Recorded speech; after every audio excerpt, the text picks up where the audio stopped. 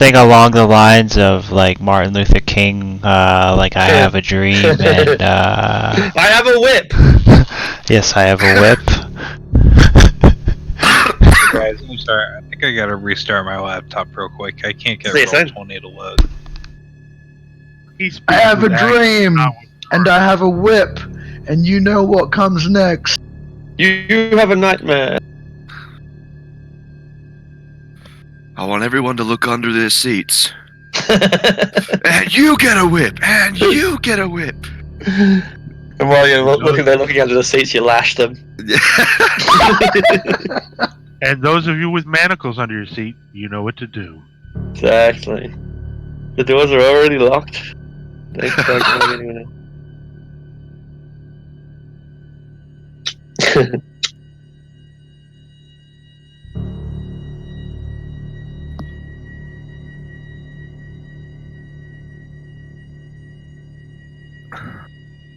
So, we can begin if we like. I suppose we'll wait for Neo to get back in.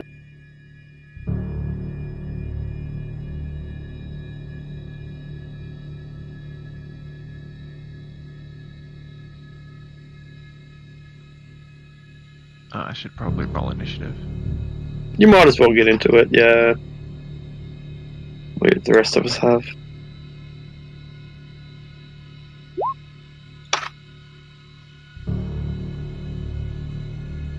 That'll change things.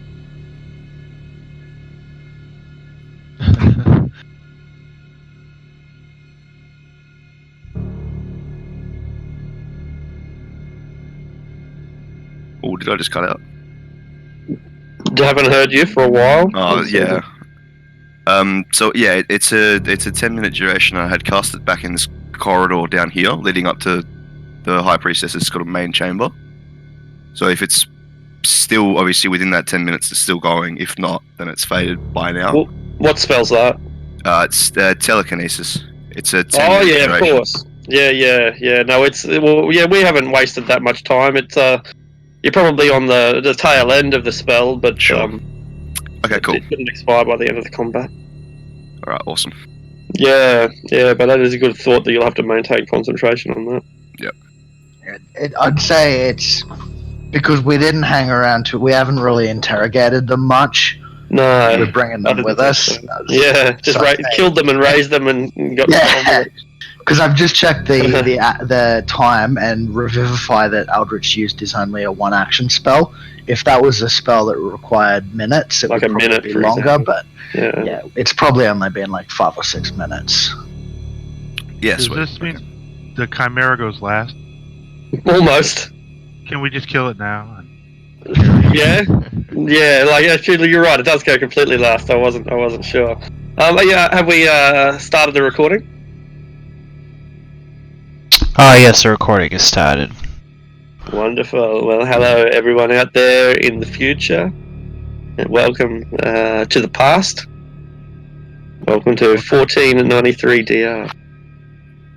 Welcome to the recording of this Chimera that's about to get bullied. Indeed. I think we found the missing Chimera. There were 2 in Undermountain, but 3 beds. It would appear that we have found the 3rd. Keviak, this creature's fate is sealed. It just doesn't know it yet. Would you like to begin the pain? It's a Drastia. Oh yeah, I've got Keviak at the top for some noob reason. Addressed you. Yeah, happily I'll begin the pain. If I'm not even going to use Hunter's Mark because that's just mean. Me. Yeah. I assume all 3 of those hit. That's a pretty fair assumption. You get advantage on the first round, don't you? Yeah, I get advantage on any creature that hasn't acted yet in combat. Hasn't acted. Perfect.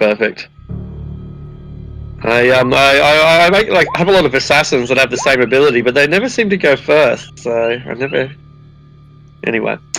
Right, so there's 23. Maths. 32? That's the one. 34. 34. I'm the Dread Ambusher. Cool. Yeah. Alright, so this Chimera comes out and roars and growls and bleats and then yelps 3 times as it gets struck 3 times. They were such devastating wounds that already the Chimera is beginning to wonder if it's in more trouble than it really.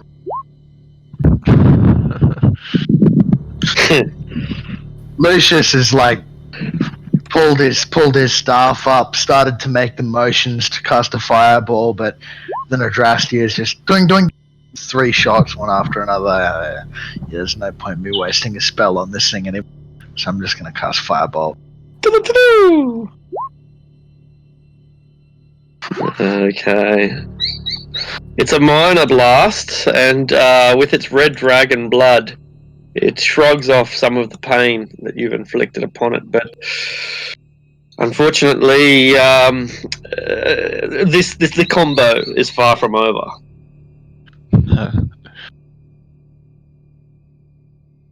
Zevram, you are near the front, near Ariok, who is posing at the moment.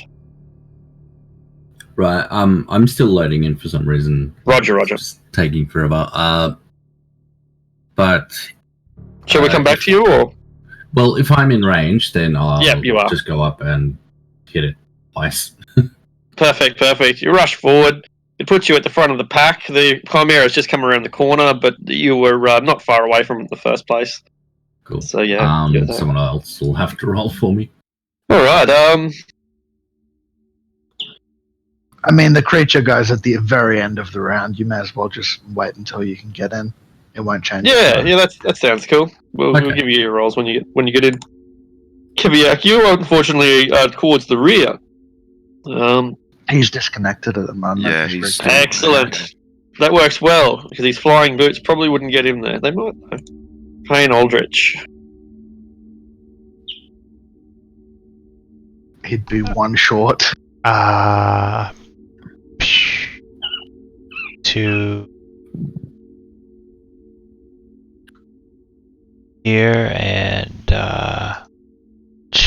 cast Toll the Dead. Okie dokie. You have a wounded Chimera. A Chimera who knows that those bells toll for thee.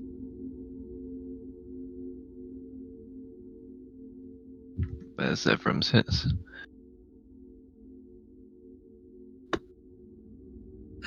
Thank you very much. Alright, so 13's not going to do it, is it? No, not even close. DC 17, wow. The Chimera is wounded and wounded again. 14 from the Toll the Dead, 28 and 9, 37. It's wounded, and this combination of blows is taking it by surprise as they rain down on this innocent, defenseless Chimera that is merely just like sitting at home. Someone opens the door. Ooh, I might go and see what the mailman's brought today. And this is what happens. I, for one, am disgusted. I'm resigning from Peter as a result. Ariok. I wonder what's for dinner tonight. Oh fuck, I am. 2 hits. Bam. And I guess I'll burn a key point for 2 more.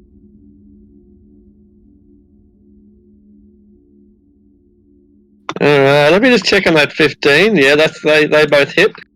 And he has to do a let's see, open hand technique.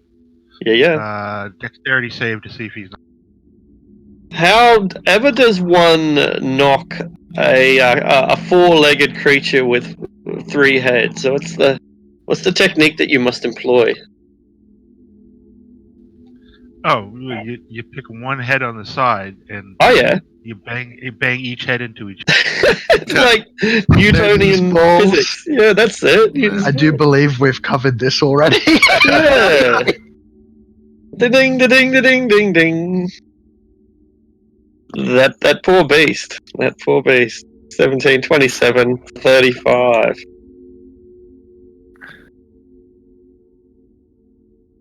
The Chimera is shaking all three of its heads, trying to snap out of this stunning maneuver, but Sanj may have its number. Finish it off. I kind of step up just past the average here. Was it not prone? Is that what happened? I think Yes. so. Yeah, cool. Yeah, sorry to interrupt. Yeah. Alright, so it's prone. In that case, Yeah. I am going to I flick a finger at just a loose stone or pebble around here, Oh yeah. and I lift it up and then just catapult it straight at the Chimera. I'm going to use a 3rd level spell slot. All the kinetic energy you can muster. Absolutely. So it's a DC dexterity. It's DC 18 dex save. Or it's 5d8 damage. A 3 will not do it. That's what it is. It's a railgun. Boom. 16 damage. Alright. And the Chimera is heavily wounded after this, but not so wounded that it gives up already. And in fact, it chooses instead to maul and to bite and to headbutt those who've dared come too close to it. So it attacks and bites and breathes fire as well. A cone won't hit both of them, though, will it? Unless it moves away. It doesn't want to move away. So the headbutt comes towards Ariok. The goat insists on butting horns with the tabaxi, but it was really just a feint. It had no real intention of hitting. What its main attacks were going onto the half-drow. The lion slashes with its claws, and then it breathes fire all over Zebram.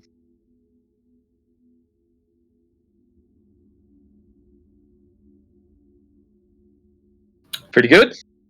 Pretty good, yeah. 21 doesn't hit, so I think I'm fine. All right, I'll take half damage, yeah. Considering that this is like such a massive attack where the claws smash against the wall and stones fall from the roof and fire is blasting, superheated dragon fire, how do you emerge from this almost unscathed? I guess in an effort to sort of I still take a bit of the fire damage, but I avoid its melee attacks, and then I sort of take the moment to shove my shield into the dragon's face and get it to veer off towards itself. Perfect. Other heads. Perfect. And blast fire all over itself, and the lion roars at the dragon as it gets so badly scalded. And its life will not last much longer. I wouldn't assume so.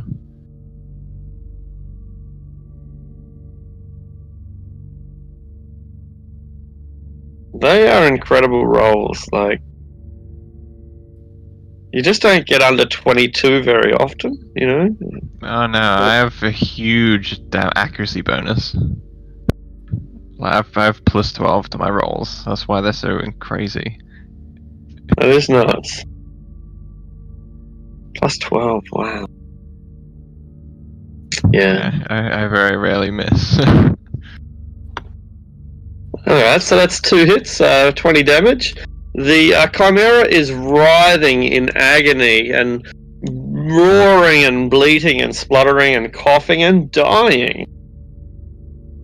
But it sort of scrambles to stay steady in pools of its own blood, slipping on the now wet surface. Lucius, you have the opportunity to end it. A clear line of sight, at least. Yeah. Lucius has lost interest at this point, and he's kind of wandering over to have a look what's down these corridors. Make a perception check.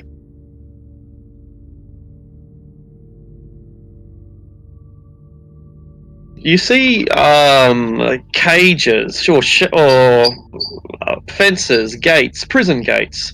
You're looking up towards at the very edge of your vision. You can see through bars, so you're looking into a cell, and within that cell, you can hear the sounds of people hushing, people talking, and you can see their faces, their dirty, filthy faces, as they crawl towards the bars, daring, some of them at least, daring to try to peek out and see what cacophony is going on out here.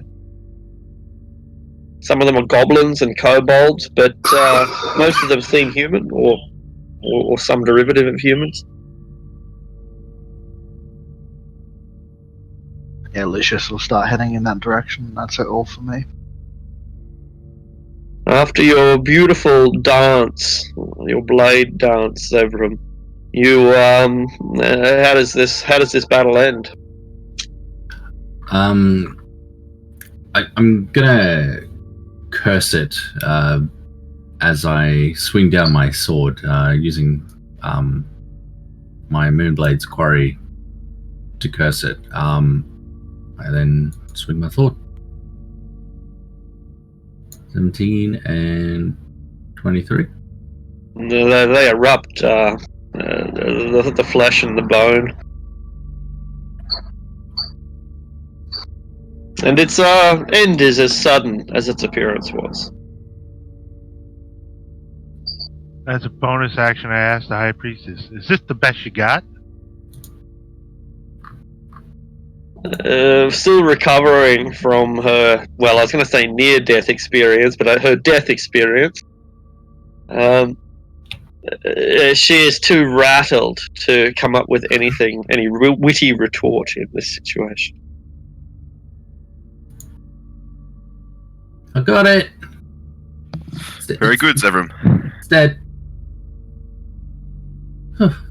Impressive use of the shield there. That was very good.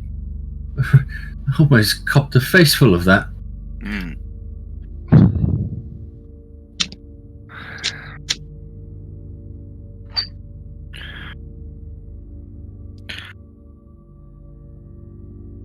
So do these in here appear to be the slaves that they've been dealing in?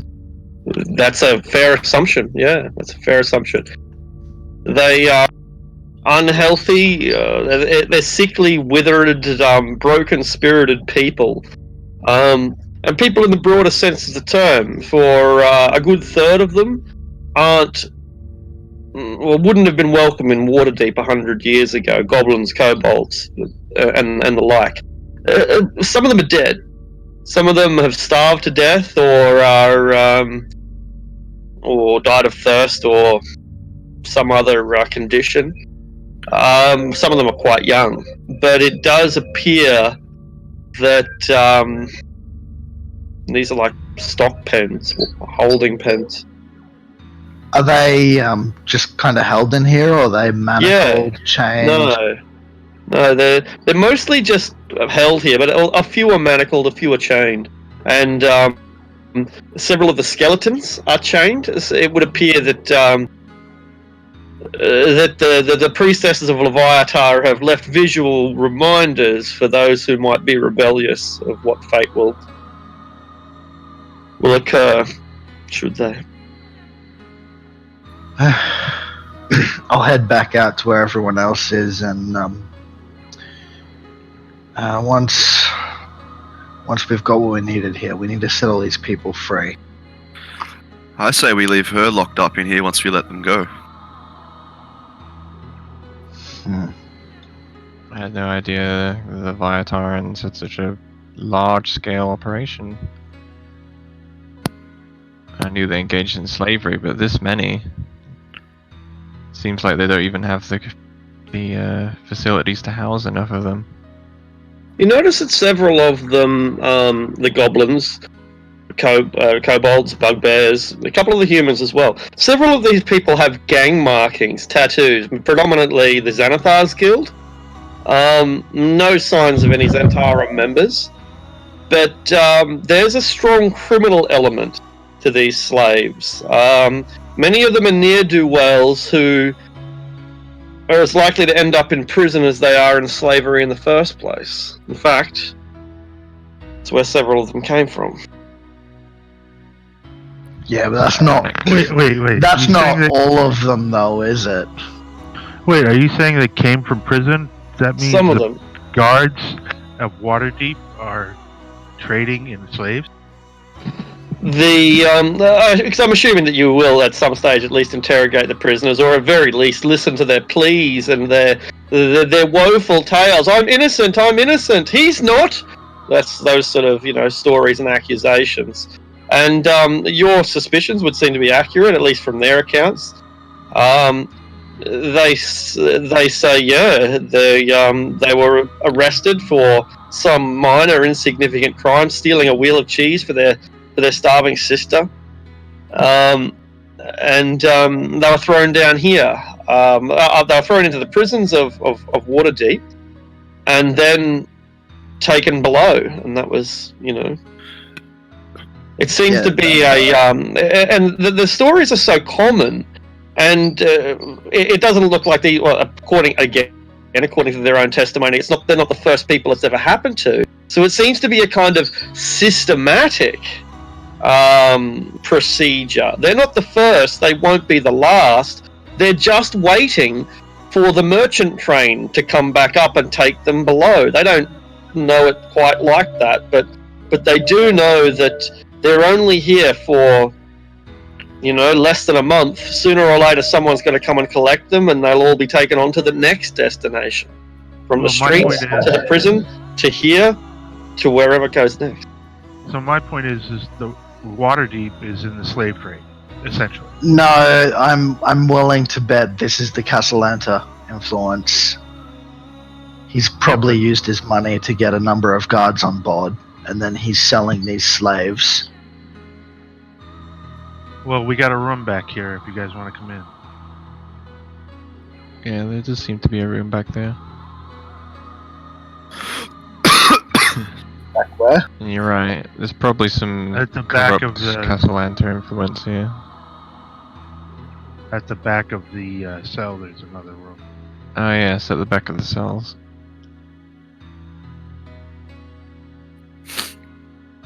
Where's his treasury from here, Aldrich? Aldrich knows that the treasury is stored up basically where you guys are now. He's not admitted to the treasury, but he knows that it's kept beyond the slaves. Do all the walls look the same here? Make an investigation roll. Well, the one at the top seems to be no wall. Okay. Can I ask Lucius, do all the walls look the same here? I will have a proper look around. I will also snapcast detect magic again. Mm-hmm.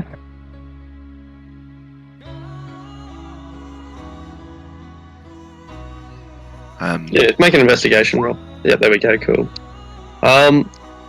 Yeah, there is a brick that you pull, and when you pull the brick, it opens up a secret chamber, like a sliding door. That door reveals perhaps less treasure than you might have imagined for an operation like this. It's silver and copper. There's lots of it, hundreds, maybe more than hundreds. But nary a gold piece. The temple belongs to Aldrich now anyway. There's no point taking all of this, but a scroll case. Is there anything of the sort around? Let's have a look.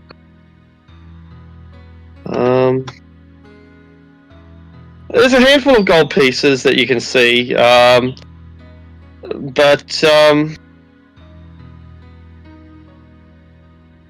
no, you don't see. From where you're standing, at least, you don't see any. Yeah. I'm gonna come into the room and use the first charge of the Wand of Secrets. Well, oh, okay. There is a secret door above your head. Most of the roof. Most of the roof is a single massive trapdoor. As in, There's it's wooden? Yeah, it's wooden, painted to be looked like stone, and the whole thing opens up the way a door does. Basically, it's like a hinged door, but the door is 20 feet wide and 40 feet long. Yeah, okay. Is there an obvious, like, handle or a button, something of the sort to open it up? Does the Wand of Secret Doors reveal the way to open it? Let's see. I'm just looking it up now. I know it reveals traps and secret doors, but I don't know if it reveals how. Then it would reveal a pressure plate that is currently, I guess, activated, triggered, due to, as in that most of the floor is a pressure plate, most of the roof is a trapdoor. Okay, so the pressure plate is currently pressed. Is currently pressed. There is, X amount of pounds of weight on it, several coins, and they are keeping it pressed. Does that make sense? Yeah, okay. Okay. So there is technically it's a trap because it's like a springboard, but that springboard is loaded right now. It's clicked. Alright, well, there's So one of this the bits to probably go. this probably isn't the real treasury. It's a trap set up that if someone takes a treasure. That's what I'm thinking too. We should move these coins out of here. Try and get Yeah, that roof lowered. Well, we have the High Priestess. Let's just ask her. Yeah, where's the actual treasury? And where's the Saint? That's the more important thing. The saint has been taken below. She is gone. And the actual treasury?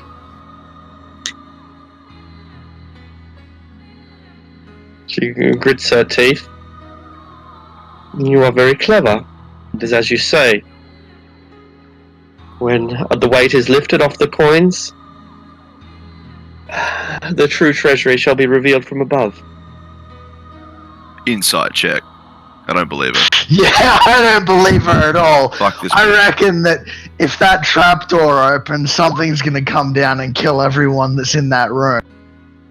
I mean, I hear this and I just start taking the coins.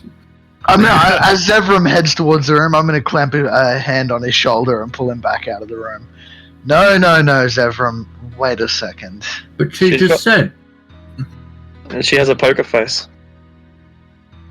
Is this a opening or is that just a wall? Yeah, just a wall. Yeah. Good question though. Do be careful. I don't trust this at all. I'll use my mage hand to kind of just like begin scooping coins like out as best I can. Because I don't want to enter the room, but All right. Well, you can roll for the coins. There are 5d1000 coppers, 5d100 silvers, and 5d6 gold. So 5d1000. Sure. Yeah, but this is all Aldrich's, right? Aldrich, they're stealing 2,494 of your copper coins. You could almost buy a scroll with that. Almost. Right Buy a scroll now, with that one. That's not right. right now, I am too distracted by the hungry, poor prisoners, and since I'm a compassionate man, I'm going to create food and water in the middle of them. Oh, wow, And watch them all tear each other apart to get at it. on the contrary, most of them don't go anywhere near it. Several of them want to, but they look like, they look like a dog when you lay down a steak fresh in front of it, and it's confused. Yeah, they're probably thinking the same thing I am right now. What's the catch? I just say with a nice smile, and I say, "Eat, drink, That please." sounds like a even command. creepier. Yeah, most of them are not going to disobey a direct command, and so they do as they're told, as often as not grabbing something and rushing away to the corner to gnaw on it. And that's when they find out it tastes like 2-week-old meat. That's not mayonnaise in sandwiches. Alright, I'm in. Where are we at? So we Doesn't know killed what the way you the are. the Chimera real quickly, and then we went up into a room that is full of slaves. It appears that most of the slaves are criminals that have been sold directly from prison. That's probably the Castellanta influence, selling prisoners into slavery. And we have found a room that is supposedly a treasure room, but it's mainly full of copper and silver. There's not much gold or any of the other valuables that we know are in the temple. And the room's entire floor is a trapdoor. The treasure is weighing... it's a pressure plate. The treasure is weighing the pressure plate down, and there is a trapdoor in the roof, and we think that if the treasure is all removed, it's going to trigger a trap and the roof will collapse or something. And this priestess is bullshitting us and won't tell us the location of the real treasure. It's yeah. I think if we, yeah, I mean, moving all of these coins with the mage hand take like an exceptionally long time. Yeah, it'll take a imagine, long time. I imagine it would. Yeah, okay. Get her well, yeah, I mean, companion to move all the coins. So watching people like mage hand coins is a very boring prospect. So Yeah. I'm going to sort of in my quest to do something, anything at all, I just take my sword and I just start tapping it along the walls, just looking for more of these. Make an investigation roll with advantage. Should have let you finish, but yeah, I've got a bad habit of finishing people's sentences. I'm going to go and use the... he's investigating. I was going to use the Wonder Secrets in this corridor here, because it doesn't make sense for this to loop around into a room that there's already entrances directly from the previous room. Yeah, right. What's its range? 30 feet, so let me just pick... Yeah, do that so I can cover this entire corridor from the center.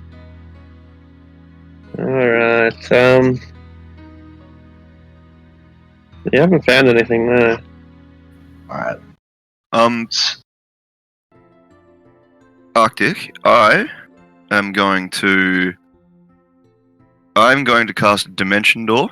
Yeah. And I'm going to give myself, how high is the ceiling? 20 feet? So let's go... Wait, Sanj, before you do that, give me a spell book. I don't think so. And I'm gonna go 30 feet up. Alright. Oh no. You I got a fall bad feeling.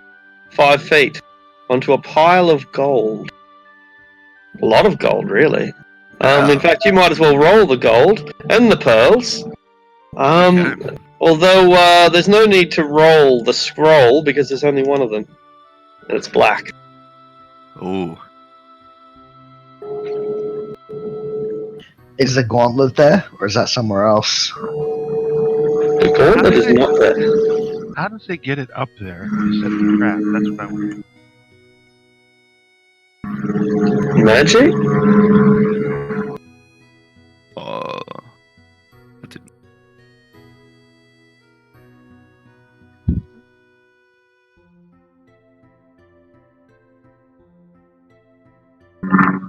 I'm like standing just outside the doorway with my hand cupped over my ear, just waiting for like a mechanical blade or screaming or something. Let's see. I'll point my finger back down in the direction of my companions, and use the message spell, the cantrip. Yeah. 1 foot. Oh, unless there's a foot of stone, an inch of common metal, or 3 feet of wood between us. Only 1 foot of wood. Okay. Then I'll message Lucius and be like, A lot of gold, a lot of platinum, black pearls, and a black scroll. How do we get it down? I'll message back up to him. Are there any levers or anything up there? Taking a look around. Yeah, I guess there must be some sort of device like that. Yeah, a lever. It's like maybe like a kill switch in case someone gets stuck up here inadvertently or something. I'm not sure. Yeah, something like that. Or maybe like a winch, a mechanical turning wheel, something that activates the mechanism manually instead of automatically. Yeah, you'd be able to get down. Yeah, sure. So I'm going to. I'm going to pocket the pearls before doing that, and then flick the switch. Cool. You are back. Grab the scroll. It is the And then- black scroll. The deafening Right. clatter of thousands of gold pieces falling from the ceiling. Yeah. I Red imagine on set- black. Like, did they not know the meaning of contrasting colors? Like, come on. It's like it's for style. They're style over substance type people, you know. I mean, they wear leather in hot weather. This If hurts it's my like- if eyes it's so like- bad. if the ink is like blood that's been mixed with like maybe a brighter red ink on a black scroll, then it'd be readable. Is this just another copy of the first of the scroll that we had? Or do we never have the scroll in the first place? We No, never this is- had the yeah. scroll. Aldrich Okay. knew about its presence. Yeah. So I guess he transcribed it for you, but it was Yeah. this is okay. the original. This is the OJ. Yeah. I pass that to Aldrich. I might mention, since it won't occur to everyone, that one of the signatories to that scroll is already dead. Because Yeah, we You talked killed about them. this last session. We killed Istrid Storm when they ambushed us. Aldrich, would I be able to hold on to that scroll? That has uses for us. We'll leave all the gold and everything for you to handle for the temple. You'll need your expenses, but that scroll, we're gonna need it. That's perfectly fine. Alright, thanks. And I'll keep that scroll on me. Second in value to my spell book. Just a question, Arctic. The black pearls, is that the gold cost per pearl, or is that? yeah, Okay, cool. yeah, black pearls are very expensive. Yeah. Oh shit! All right. He's a cardinal of Asmodeus.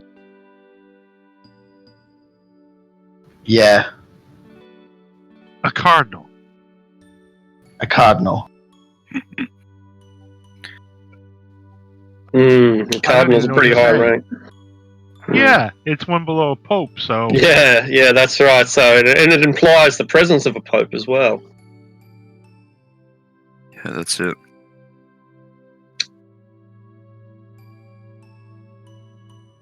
I'm gonna now turn to look at this priestess. One last question. Where's the Gauntlet of Gornogrim?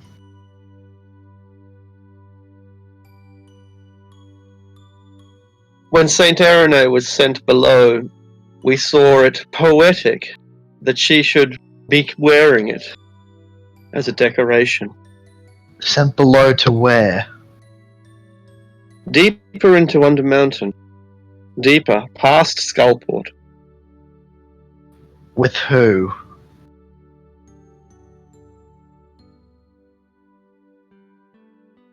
We have no allegiance to the Drow. I suppose that doesn't leave many options. I smack her. Just tell us. You sold her off, didn't you? She smiles up at Ariok. Have you not been with a priest of Leviathan long enough to know that we will enjoy this? Oh, then I kiss her. But there are some things that we enjoy more than pain.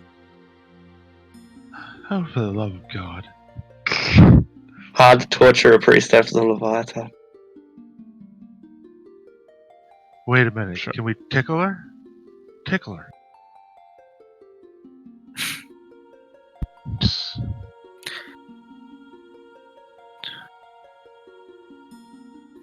Well, she doesn't have any value to us anymore. Eldritch, it's your temple now. Yes, congratulations. So, High Priest Eldritch. so she's not gonna tell us she sold the saint to? Make an insight check.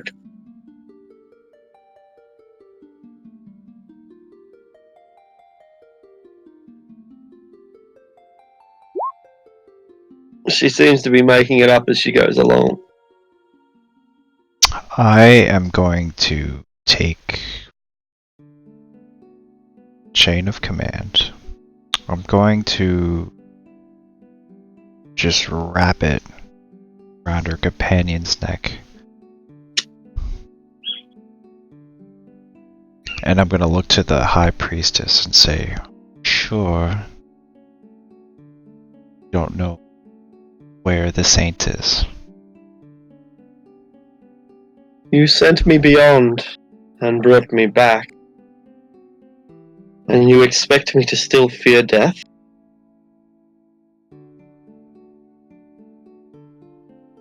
Not her. Talking to the High Priestess? I'm talking to her high priestess, but I have her. I don't know if it's her lover or companion in the chain. Yeah, it was the assassin that Eldritch killed and then brought back. The priestess hasn't died yet. Right.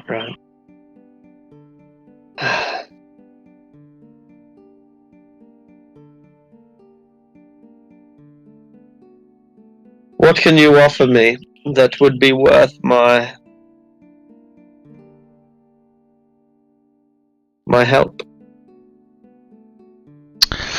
What I offer is both can go to prison together. Just one of.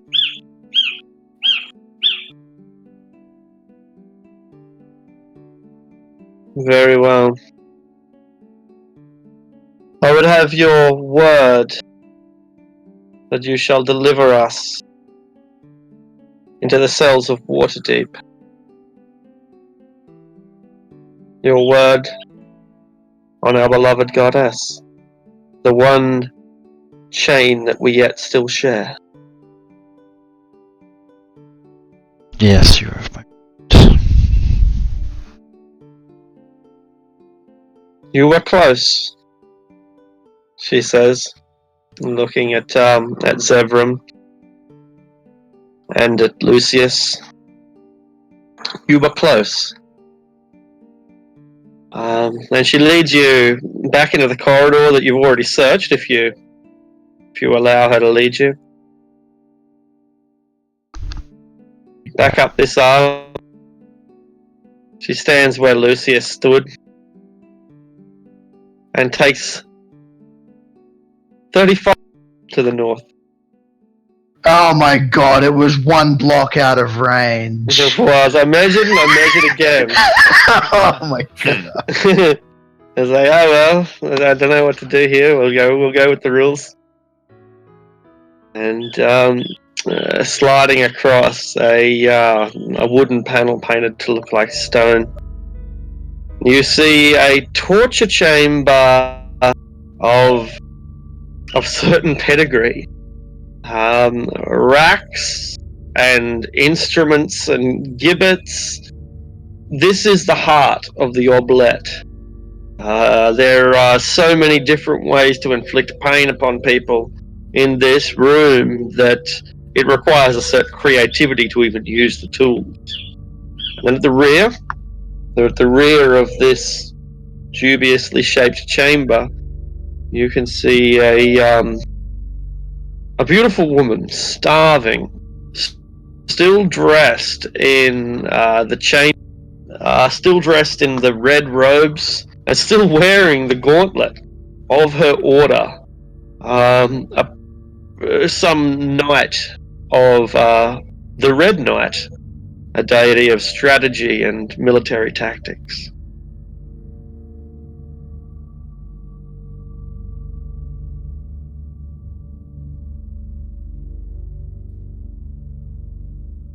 Oh, so she is still here.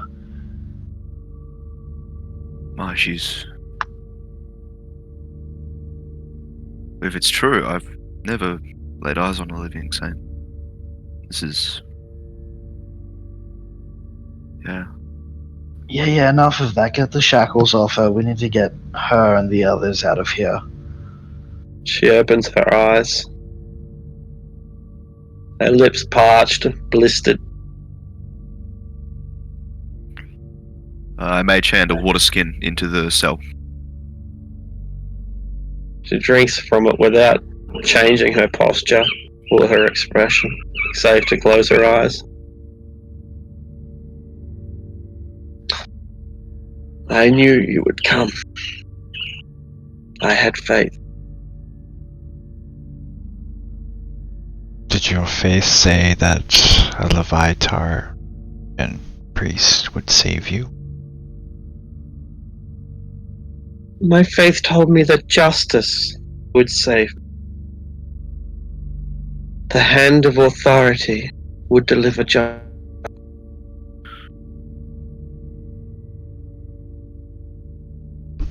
And I'll just, if this is a cage, is it like a locked cage? Check for Yeah. traps. Check for traps. Oh,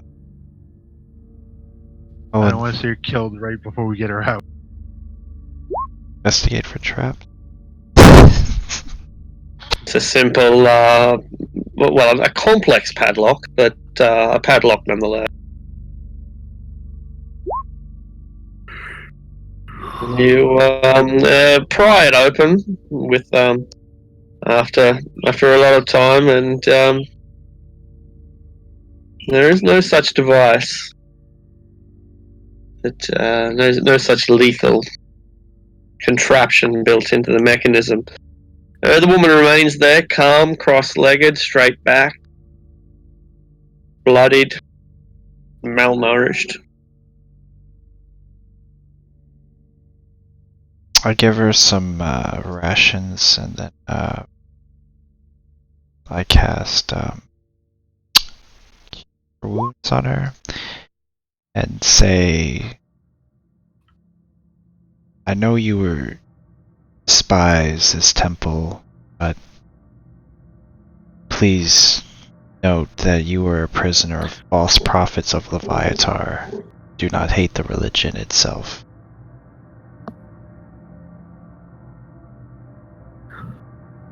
I could never love a goddess who loves pain, who loves to hurt the innocent. But I can respect a deity that pleases her servants and that asks for loyalty and servitude.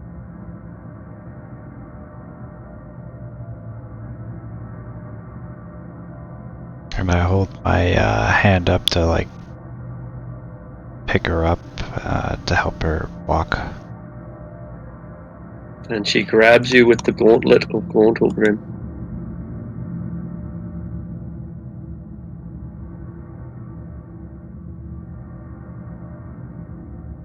Oh my god, it's a monk weapon.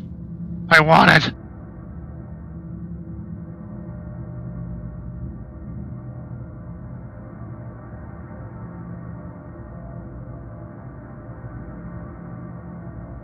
Wow, these are pretty cool. Well, if this is a holy symbol for a dwarven god and the Red Knight, what the fuck is the Temple of Helm trying to get it? Greedy bastards. Maybe they have other pieces of the regalia. You can make a history check if you like. I There's think I a will. reason.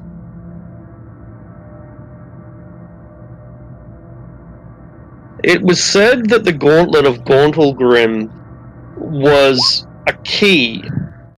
Now, Gauntlgrim was lost for a long time. I'm pretty sure it's been reclaimed now by Bruno Battlehammer and some others. But the legends that you've heard, listening to the tale of the beardless king, you know, that massive dirge. Within the dirge of the beardless king, the Gauntlet of Gauntlgrim is the key that seals the gates of Gauntlgrim. And Gauntlgrim was a capital city deep beneath the earth, the capital city of I think Amarindar. Its front gate was made of adamantine, like a gate 100 feet wide of pure adamantine, and this is meant to have been the key that locked it. Ooh.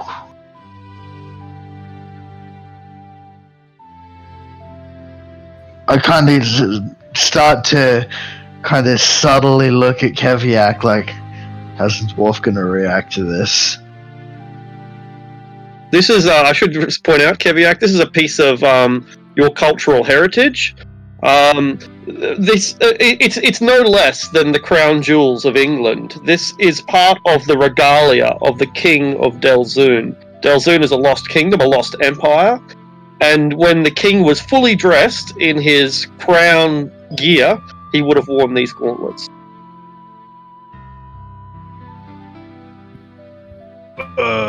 Obviously, as a dwarf, it's my duty to take possession of this cultural artifact, and he starts reaching out for it. She removes the gauntlet and gives it to you. There's only one of them, but she removes the gauntlet and gives it to you. It's the right fist.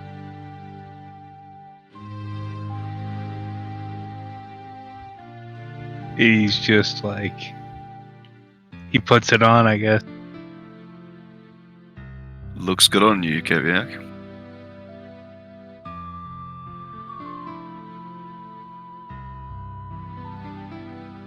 I turn to the priestess, or not the priestess, sorry, the now freed saint. I'm just gonna ask her, like, is there anything else you need?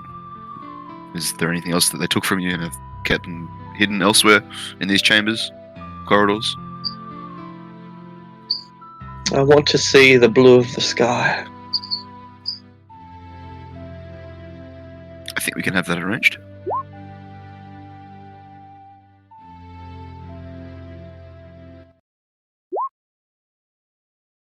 Alright, let's get her and those slaves out of here now. Aldrich, what do you plan on doing with this priest? Actually, before we leave, you should probably make it known to the rest of the temple that you're in charge now. We don't want other people to try and take advantage of the situation and snatch it away from you. Well, we won't be met with any opposition on the way out of here.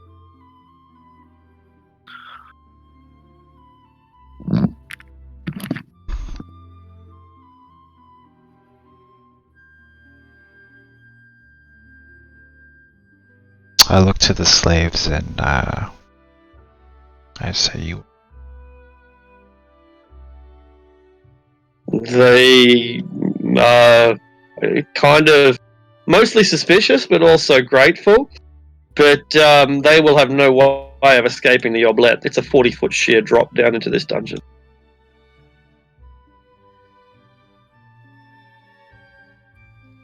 Sorry, I think I could set something up.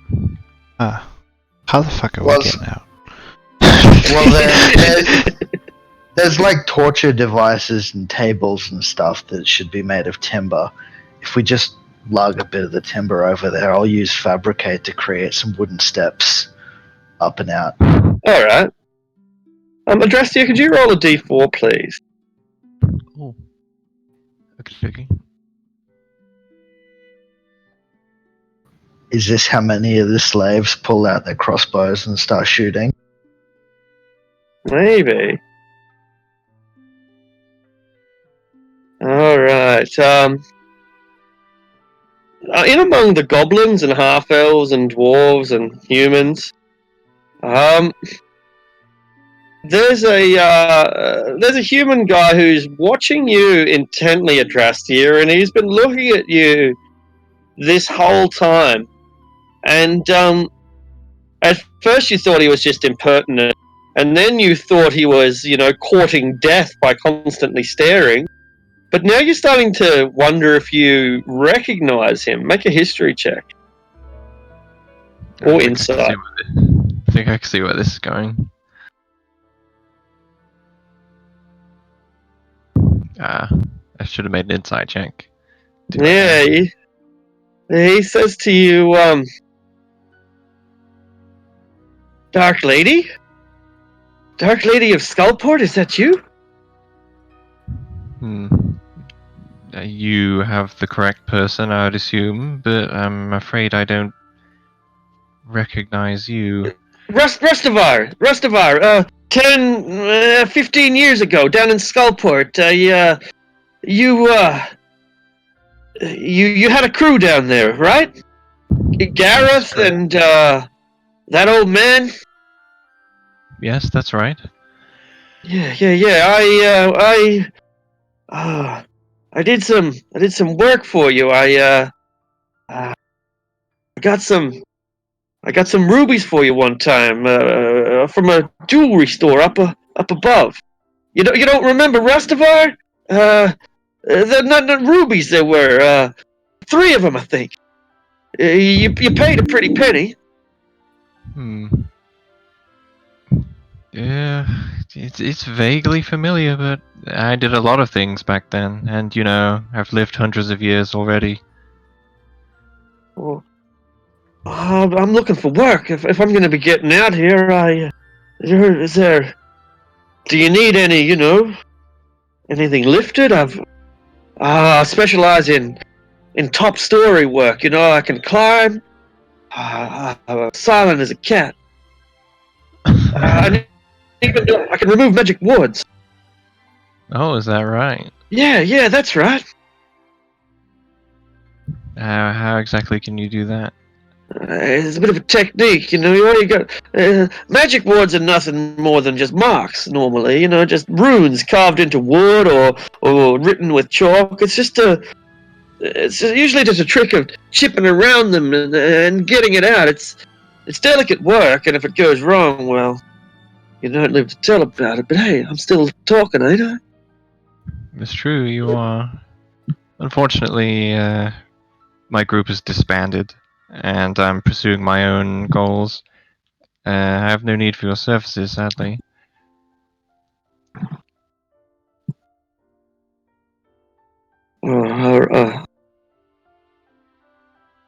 Sorry to bother you, Dark Lady. No, it's fine. It's interesting to meet you again. What was your name again? Rustavar. Rustavar. Okay. If I should need your services breaking into a particular place or procuring a particular item, I'll keep that name in mind. Alright.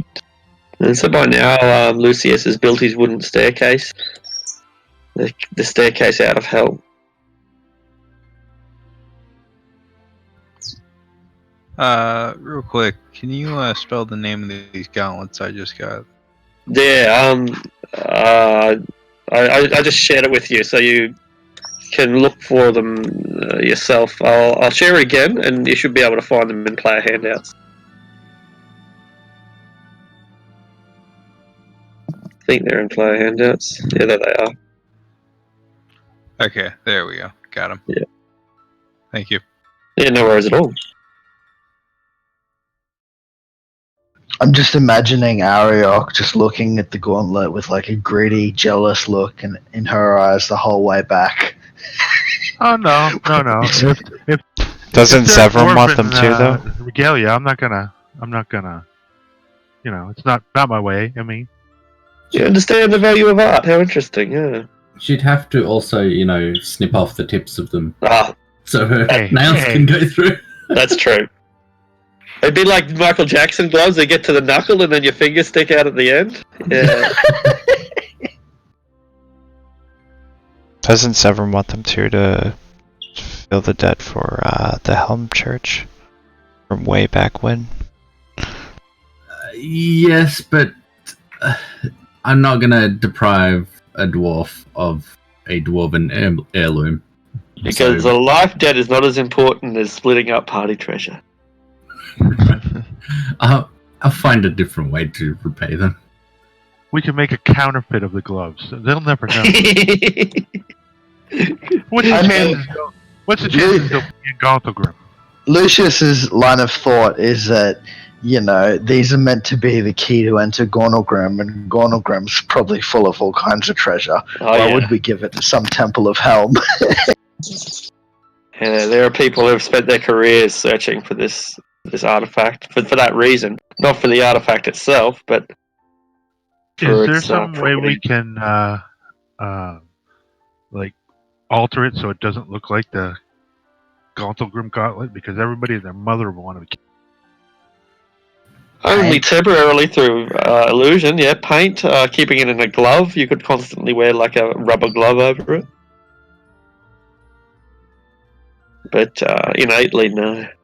Just Hypochondriac dwarf. dye the fabric something different, just paint the bronze a bit.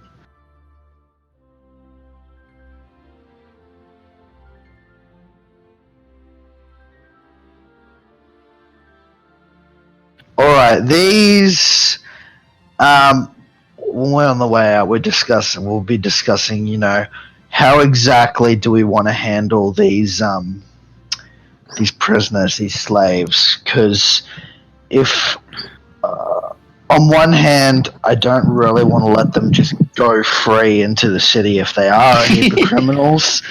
But on the other hand, if we were to fetch the watch and then have them collect these prisoners, that would let the Castellantes know that we're onto them. How about That could work for this temple if they. who's that guy who's our contact for the L.A.? Why don't we march them in front of him and explain and let him deal? Because that would give the Castellantes a heads up. Because he would have to follow protocol and everything. The Castellantes are going to find out either way. At some point, they're going to know that we're on their case. Alright, before we leave the temple, Aldrich, do you want to find out which Zentarum she's been working with?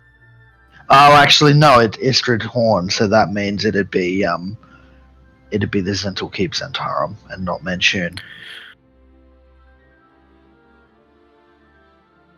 Alright, let's group up and head out, just in case the Zentarum thugs have an ambush at the beginning of the temple ready for us. So we are in agreement then that we're going to be contacting the law about these. Yeah, if the Castellantes are going to find out anyway, maybe at the stairway, one of us can go ahead early and then fetch the watch and tell them we've caught a whole heap of escaped prisoners.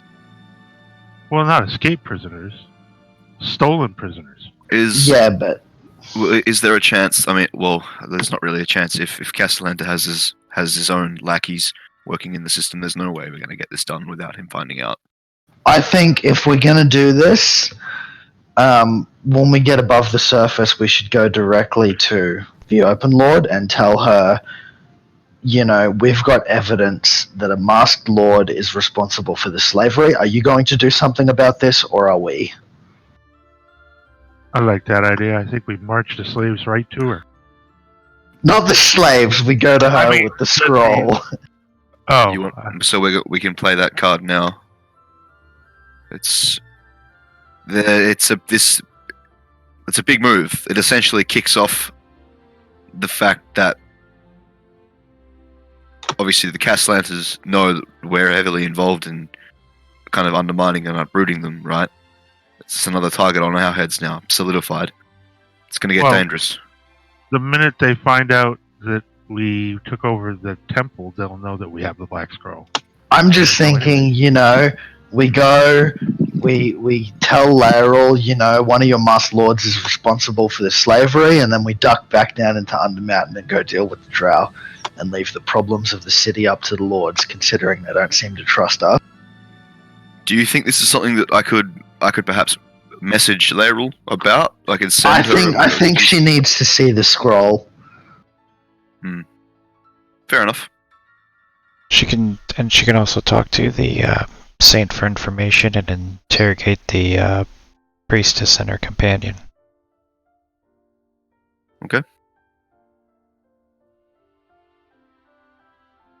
Or should we go to the Blackstaff? Because we've got slightly better relations with her, and she's friends with the Open Lord, and she's also not going to be influenced by the Master Lords. Let's take her to the Blackstaff. The saint and everything. Yeah. Alright, let's go. Does everyone want to come to the corridor before we leave on the way out, in case there's going to be a fight at the exit? So we're not all split up when Architect's like, roll for initiative. I'm kicking the high priestess on the ground and making her walk like a dog. Aldrich, you're going to have to act a bit civilized so we don't get arrested when we enter the city, though. Have her walk normally and all that. I have legal authority. Just roll my eyes at that. So which ward is the staircase in the leather shop in? Seaward, of course. Well, how else would the rich people get to the Temple of Leviathan? So it's not all the way across the city, but it's not too close to the Blackstaff Tower. Or I'll show you. Seaward's pretty close to the Blackstaff. Seaward's Like, probably a mile away. Blackstaff Tower is in the Seaward. Is it? Yeah, it's on like the Right. southern border. Okay, well, so is I think. Yeah, this is kind of on the border between wards as well. So yeah, probably is. The Leviathan and the Scourge Maidens, who are the underling priests, the specialty priestesses. They kind of they flinch to see you approach. The eyes are watching you. Bloodshot eyes, bleary eyes, children's eyes, and puppy dog eyes. There's smoke and filth, as you well know. There's a certain tension in here. It's kind of as if there's an elephant in the room. Last time you came through here, people were not partying, but engaging in. They were carousing. They were carousing. And right now, there's no whips cracking. There's no groaning. The kids are hushed. The dogs are quiet. And people are just all sort of looking at you. And then Aldrich leads the high priestess out, walking like a dog. I stop. Yeah.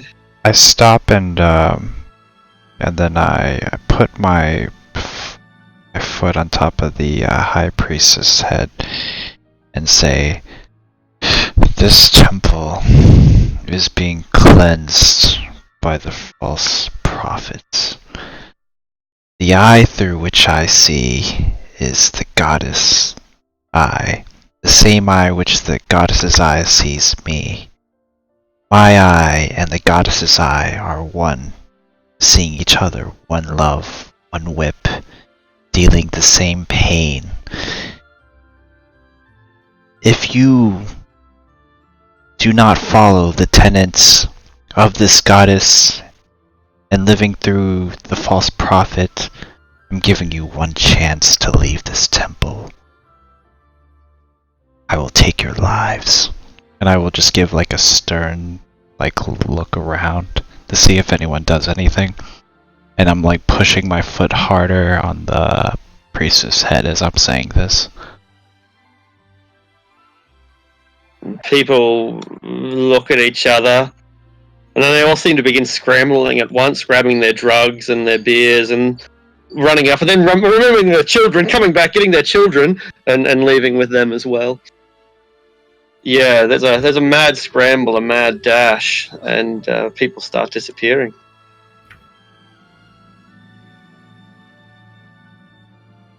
So we just got rid of all the random junkies that won't actually follow us. The prostitutes, the hangers-on, the dealers. Yeah. Oh, I like the prostitutes. Scared them away now, bud. It's tough being high priest.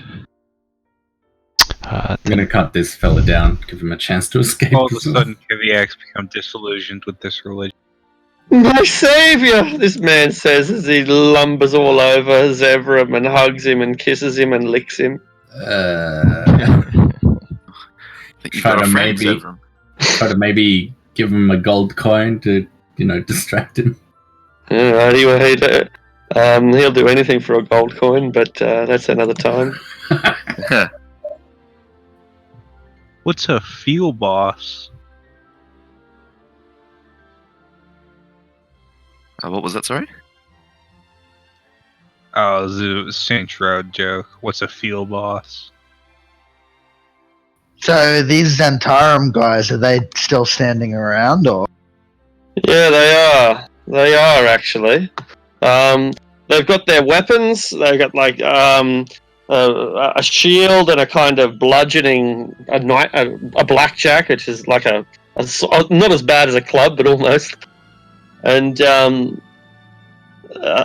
they're kind of standing, not ready for combat, but armed, and their shields are equipped. They're on duty, and they're not going anywhere. What about the Black Scroll? They ask. Aldrich. We have the Black Scroll. I mean, are we honoring it? Is it?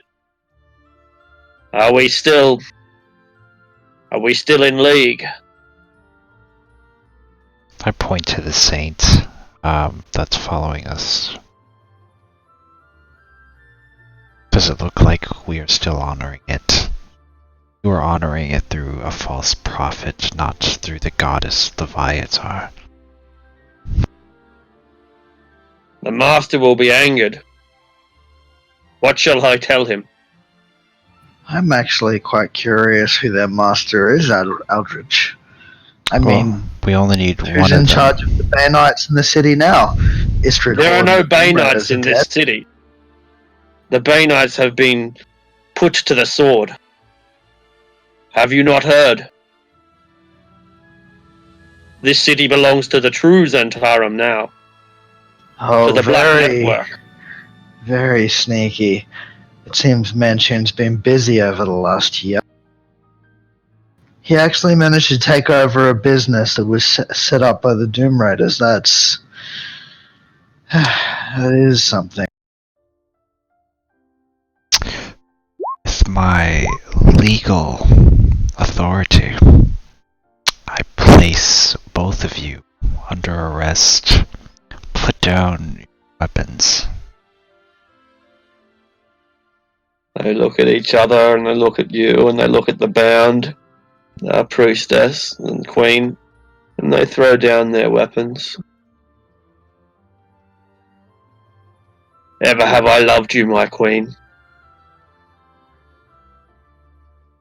Oh god, she was even nailing the Zentarum doorman. God, this priestess. You'd think she was a priestess of Soon, not Leviathan. Hey, don't pick on Soon. Alright, so what's the deal here? Do we want to send someone up ahead to fetch the watch to take over these prisoners, or?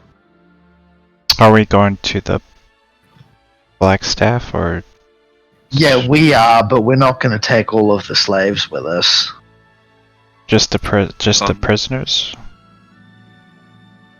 You could leave Kaisia and the polar bear to look after him until someone arrives. Yeah, we'll do that temporarily, and then let's go up. And we're going to take... So... I mean, the Zentarum guys aren't important, but we'll bring the priestess and her assassin with us, and the saint, and let's head straight to the Blackstaff. Very well. Sounds good. I anticipate a fight on the way. That depends on if these two guys have notified Manchun. If so, then yeah, there's going to be a fight on the way.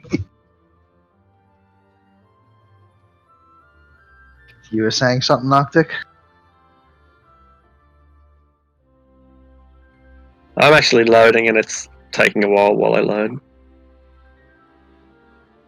Alright, so yeah, the Blackstaff Tower is on the border of the Sea Ward and the Castle Ward. So it's on like the southern edge of the Sea Ward.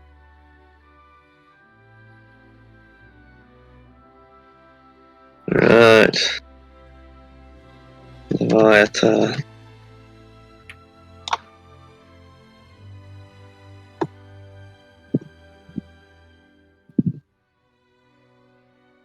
Yeah, so it's taking a while to load, but it shouldn't take much longer.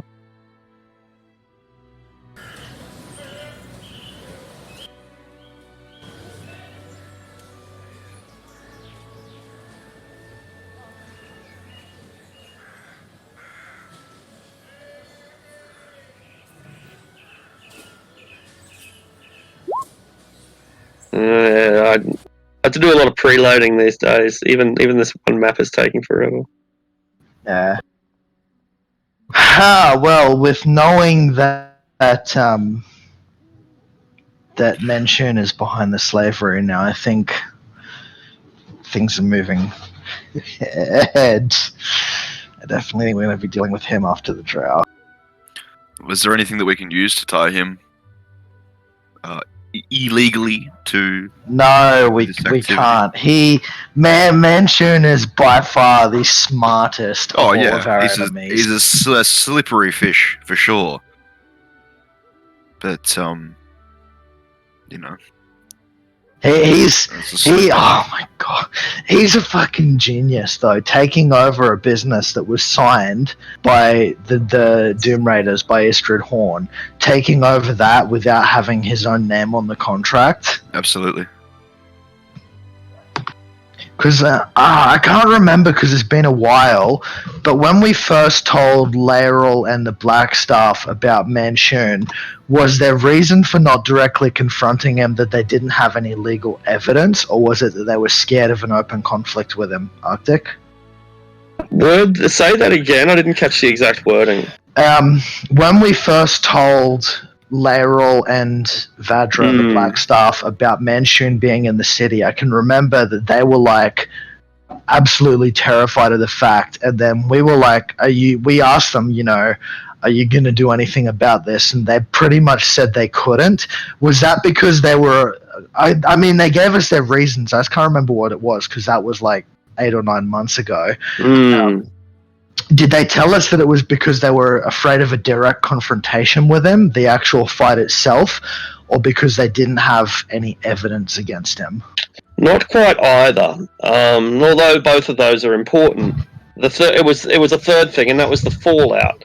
Going for the throat is the nuclear option. Okay, first of all, we don't know what defenses he's got, so you've got to assume that any strike force that goes in is going to fail. That would be a sensible assumption. An archwizard in their arch palace, the archwizard's going to win 9 out of 10 times. So anyway, first of all, assuming that any strike force that you send in is going to fail, there's almost certain to be incredible repercussions. Attacking Manchun in Kolat Towers is the nuclear option, and if the preemptive strike doesn't work, then Waterdeep would burn. I think of what one meteor storm would do to this city, just one.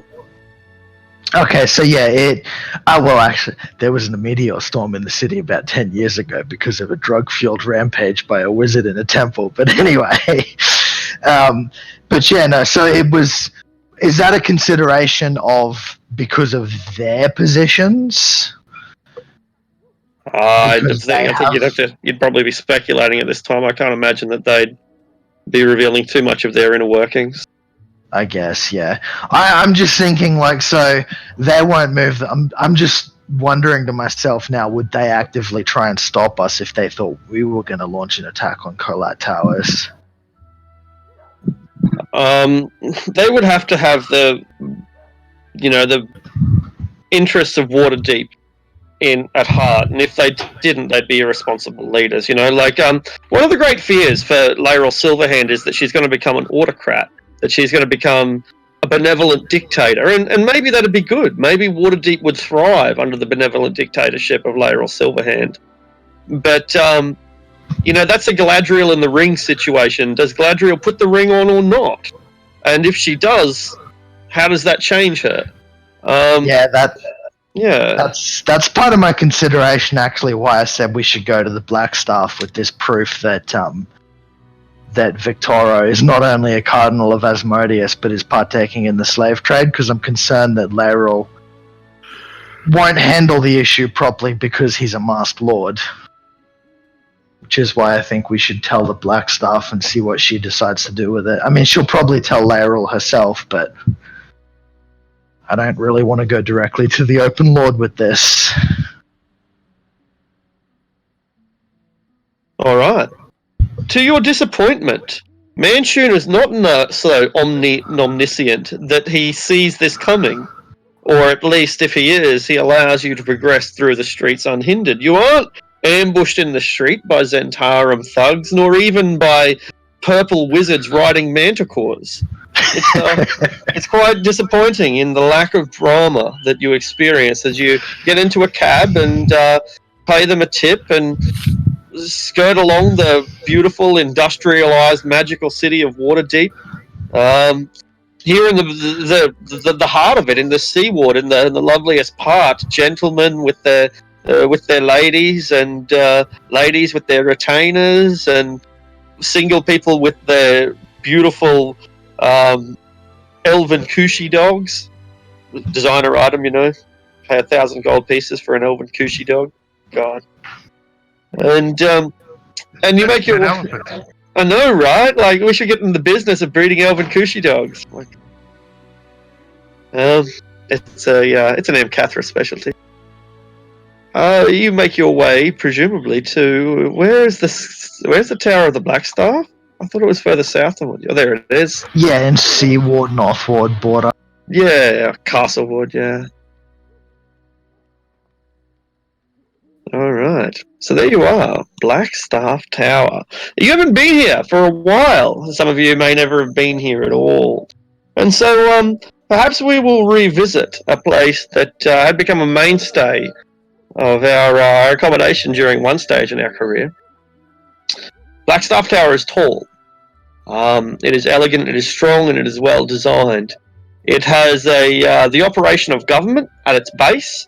And so when you are admitted in, they're a little bit surprised to see you. You know, these guys haven't come in 12 months or more. But the bureaucrats, at least the mid-level and high-level ones, know who you are. The recent admissions certainly do not. But your importance it means that you don't even have to sit down. You don't have to get an appointment. You're not waiting here like a couple of low-level adventuring bands and mid-level nobility and aspiring guildmaster wizards. You skip the line. You jump all of these people and find yourself winding up and up and up and up and up and up and up through a winding set of stairs, going past brass-plated doors, the technocrat of arcane design and chief investigator of divination and different wizardry arcane officers that belong to the various bureaucrats that serve beneath the Black Staff. And finally, you reach the rich, dark mahogany door, the gold plate of the Black Staff. And before you have a chance to knock, the door opens. The Black Staff is already standing. It looks like you've interrupted her work. She does have sheets of paper, one letter that's been half written and quills put to the side. But it looks, in the time that it's taken you to get from the bottom floor to the top floor, she's had time to at least prepare for your arrival.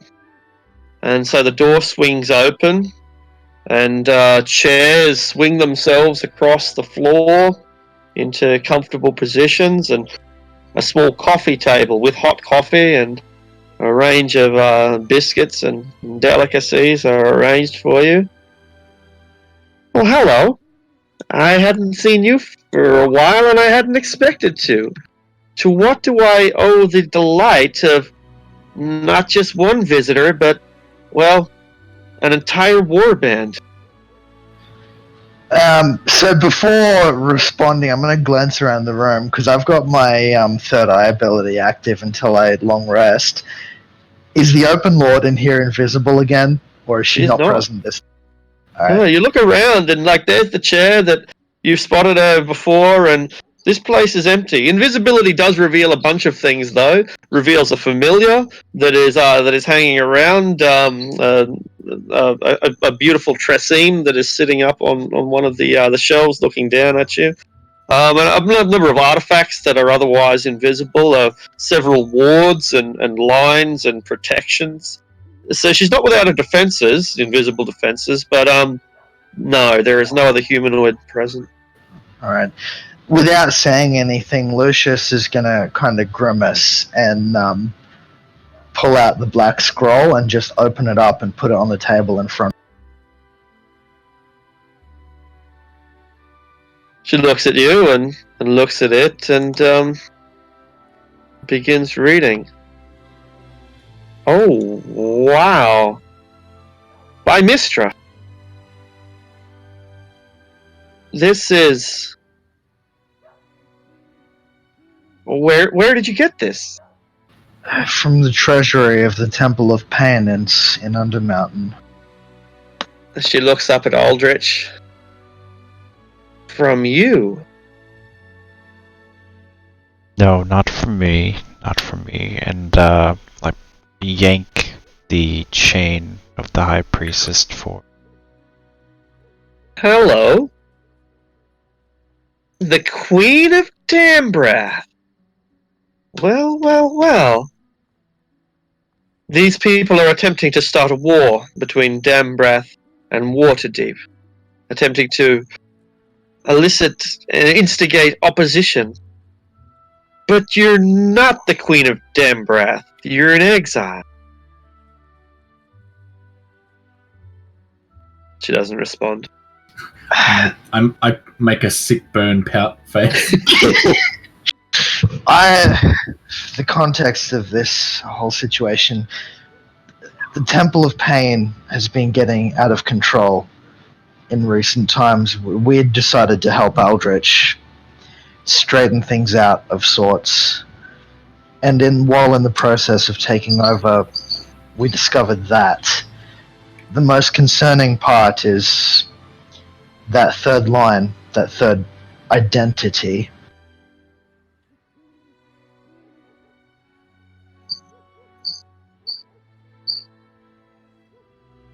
If this is real, they'll say it's a fake.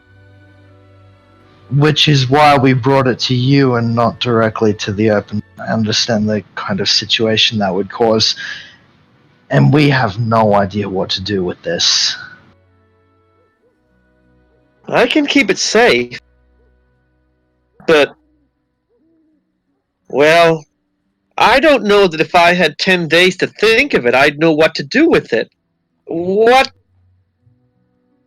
I can keep it safe, but what should we do? I'll We kind of can't look around. act on this, but we can't sit on it either. It's my exact thoughts in the I think matter. this sets things in motion. And it's going to be a slippery and bumpy ride from here on in. This is going Directly, it means a masked lord is selling prisoners of Waterdeep into slavery. That just the And the Cardinal of Amadeus. that part's not so much news, you could say. A cardinal? They have cardinals? Yeah, that's what I said. I mean, that means they must have a pope. Where? We're not sure. Oh, damn, another quest. Anyway, we really have no idea what to do with this. Like I said, this is why we brought it to you. If we took this directly to the open lord, it'd put her in likely an even worse situation than what it leaves us with. We have other matters that are urgent for us to deal with as well. The drow in Skullport, for example, that are kidnapping people. But yeah, faced with the knowledge that one of the Master Lords of the city is, well, going directly against the very laws of the city by funding the slave trade with people from the prisons. What more do we need to dismantle the power of this masked lord? We have evidence, I point to the black scroll. We have witnesses, I point to the priestess, I point to the saint. What else would we need to bring? Well, This. we don't know who it is, right? It's one of the hidden lords. Well, no, he's got his name on there. Yeah, clearly Victoria states his name. Castellanta. I introduced the black staff to the living saint. That was kind of rude. Oh. Hello. Pleased to meet you.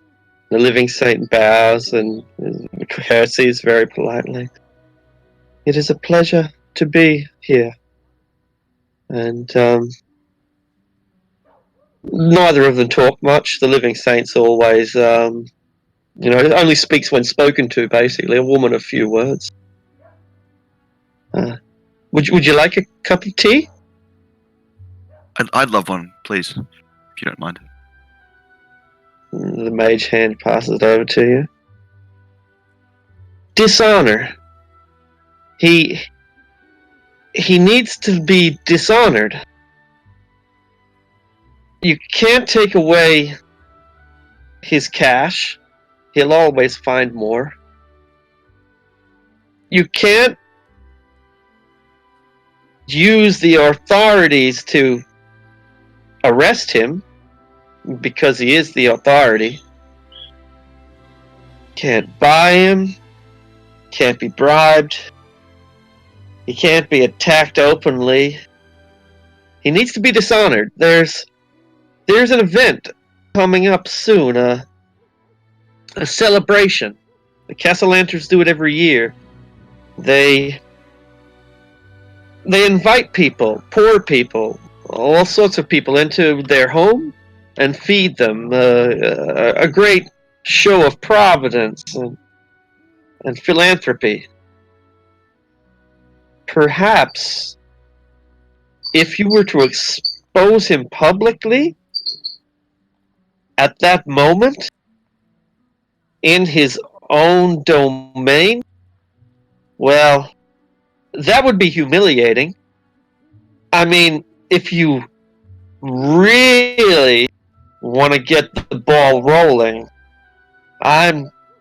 no. Already this sounds like a bad idea. Can't possibly be a worse one than allowing him to continue to get away with, well, this. Well, can I ask a question? Sure. We've got a lot on our plate. Can we shelve this? I mean, leave it as status quo for the moment? Sure. We've got the evidence. I can keep this safe forever. But I asked the party. it's up to you. I have to ask, you are better acquainted with the Open Lord than any of us. Would there be any point in at least speaking with her on this matter?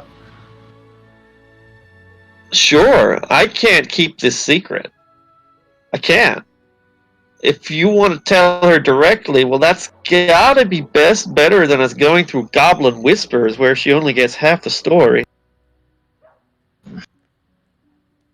There is one other thing. It's the second name there, Istrid Storm. That was one of the Doom Raiders that's currently deceased after they tried to attack us in Undermountain. Well, it looks like the Alliance is already falling apart. Except that Manchun took over from Vizental Keep Zentarum. You're in league with Manchun? She asks Aldrich directly. No, my religion has nothing to do with this. And I kinda just kick the High Priestess. She is a false prophet. prophet that has brought shame to my religion, to disgrace the temple and its founder, which I wish and to find and restore back to its glory. But wait a minute. If you want to restore your temple to glory, that's going to cost money. How are you going to get money if you don't have slaves? Where else is a group like you going to get cash from? I'll have you know the slave trade's actually not very stable financially or economically. There are much better ways to make money. I mean, Yeah, like Undermountain. yeah, I mean, we're still sitting on a large sum of money that the black staff was witness to. All right, I'm sorry. I shouldn't have said that. You're right. You have alternate resources, and I wish you well. I have no great love for your goddess, but I will fight earnestly to protect your right to worship whom you choose. So good luck. Anyway, the point I was making is that with Manchun involved, we have our own issues with him at the moment. If we can avoid speaking to the Open Lord ourselves, that might be for the best. If we leave the scroll in your hands, can you at least make sure she sees the details of the scroll? I feel that's... I can do that if that's what you want, sure. I feel that might be a bit better than us doing it ourselves. It's only a matter of time before Manchun and the Castellantis find out that Aldrich is taking control of the Temple of Pain. We've already put an end to their slavery that's been happening there. If we immediately run off to see the Open Lord, I feel like that might warn them or perhaps put plans of theirs in motion. You're probably right. Well,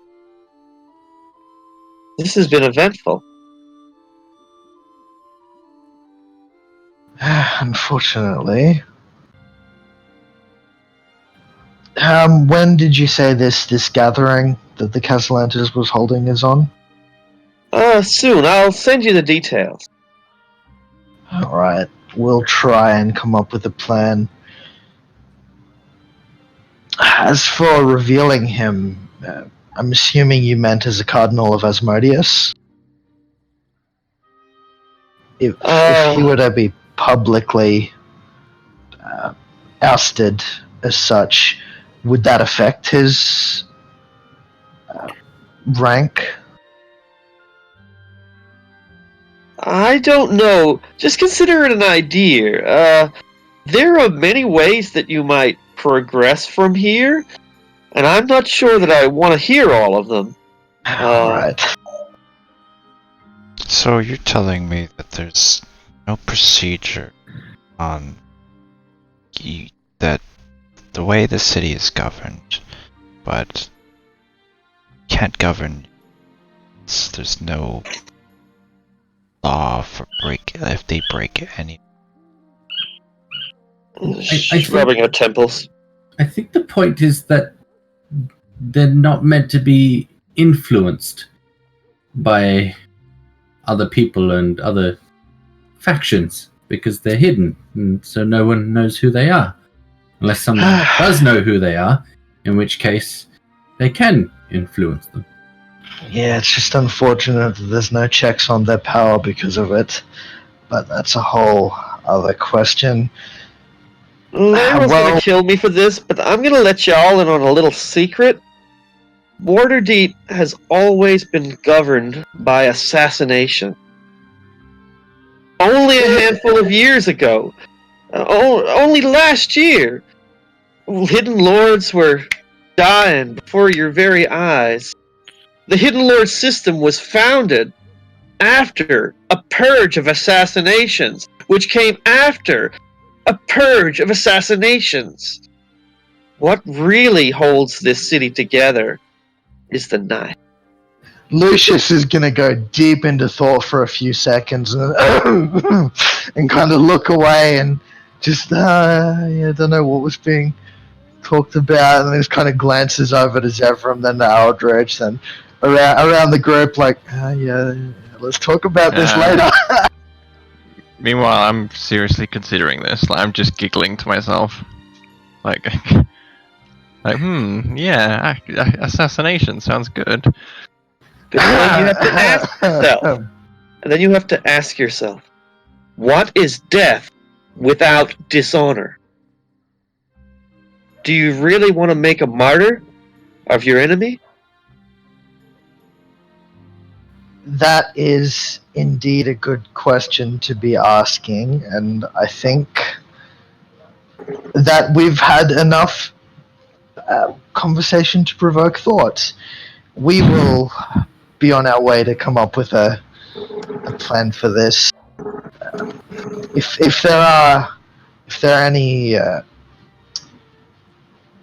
new details that come to light, I think it might be best if we notify you so you can let the Open Lord know yourself if we go meeting with her at this point in time. As I said, I believe that's just going to set things in motion that can't be undone. The black staff looks at the black staff in her hands. Seems to give it a scolding look. Well, it's in your hands now. All right. Right. We'll be off then. Love the new hair, by the way. Oh, thanks. So touches up her hair at the back. All right, let's be gone. It's one thing you can be sure is that a woman has had her hair cut. It is not the same style as last year. Not in Waterdeep, no way. Zevram's high charisma score coming into play. As you look out, you see her looking into a netherese crystalline skull at her own reflection.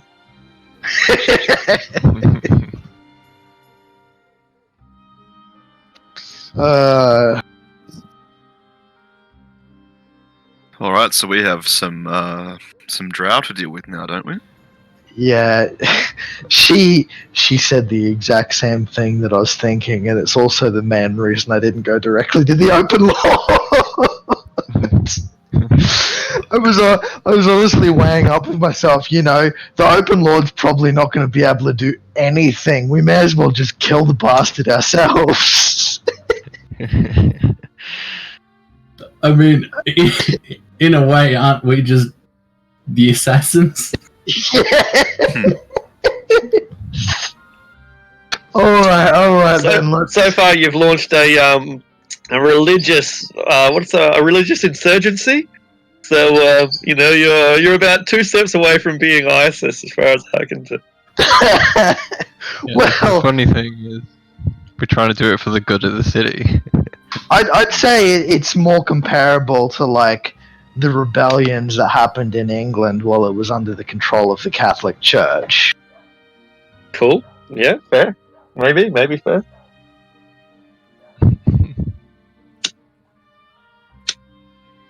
Yeah, let's go kill some drow. And when we've killed some drow, we can work out what's going to happen next. I feel like we're going to have to be doing a bit of dirty work when we come back up to the surface next. We got to deal with Manchun and now with the Castellet. All right. So if you're going into Undermountain, how are you going to reach the Sargath level? You have multiple ways to get there now. What I'm thinking is that we rest overnight in Trollskull, make our final preparations, and then probably go through the Xanathar's lair. Yeah, and then from Xanathar's to Skullport, and then from Skullport into Undermountain. Sounds reasonable. Did anyone ever actually end up healing Keviak? No. I don't think so. You weren't unconscious, were you? Nah, but I am down to half health. Yeah. As I said, I suggest that we that we rest overnight in Trollskull Manor above the ground, get a long rest, and then we go down in the morning to deal with the drow. It's good. I'll have I need to pop into the market for a few things as well, so it gives I can do that while we're up here.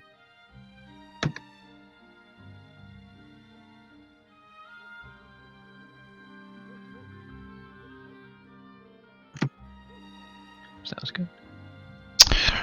Are there any like, zealots or priests left from the House of Pain, or just all out at this point? It's up to you. The Scourge Maidens are willing to just serve straight, like just change masters. That's fine with them. They did the same for the Lethvargi. When these girls took over from the Lethvargi, they, served a new priestess, and it's just the way things work in your religion, as far as they're concerned, at least. So if you want to purge them, get rid of them all, you can. If you want to keep them, you can too. It's up to you. In any case, people still want to come down and keep paying for your prostitutes and pay to be whipped. There's still a commercial demand for your services, regardless. Because I wanted to bring what I could to help us deal with the like a kind of small force, if I could Yeah, give them sure. a couple. Yeah, no worries. So you want to bring some Scourge Maidens? You can bring, 4 of them if you want, or more. You could also get some Zentara mercenaries easily enough. All right, something we do need to find out in Skullport. Them Durgar that are at the fort, are they loyal to the Temple of Pain or the Zentarum? How do you find that out? No, I mean that's what we need to try and find out. Like we can get Aldrich to talk to that half ogre. Yep. Like there's ways of finding it out. It wasn't a, it's ways of finding it out. You just need to tell me how you're doing it. That's all. Yeah, we'll get Aldrich to talk with the half ogre, and because he seemed to be a devout follower of Leviatar, and he can ask him, are the Durgar followers of Leviatar or are they Zentarum thugs? Because if they're Zentarum thugs, they're a really big threat to us, but if they're followers of Leviatar, they can help with dealing with it.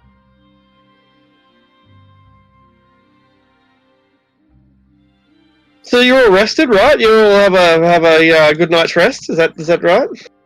Yeah. If possible, I was going to try and sell 9 of those pearls for their market value. Oh, beautiful. Yep. You get the money that you're looking for. The pearls are in demand. Excellent. All right. So what do you eat, everyone? Like you've just returned to the surface. Some of you have been down there for quite a while, I think. This is a nice night here in Trollskull. You're just indulging. You're relaxing before you head back down underground, get back to work. Here on this quiet night off, with all the money in the world, best cooks in the Sword Coast at your disposal, what do you dine upon? I kind of feel like cooking up a few steaks from that red dragon that we've got. Red dragon steak? That's the food of heroes, if ever I've heard of it. The shit does not cook. If you try cooking red dragon steak, it is hard.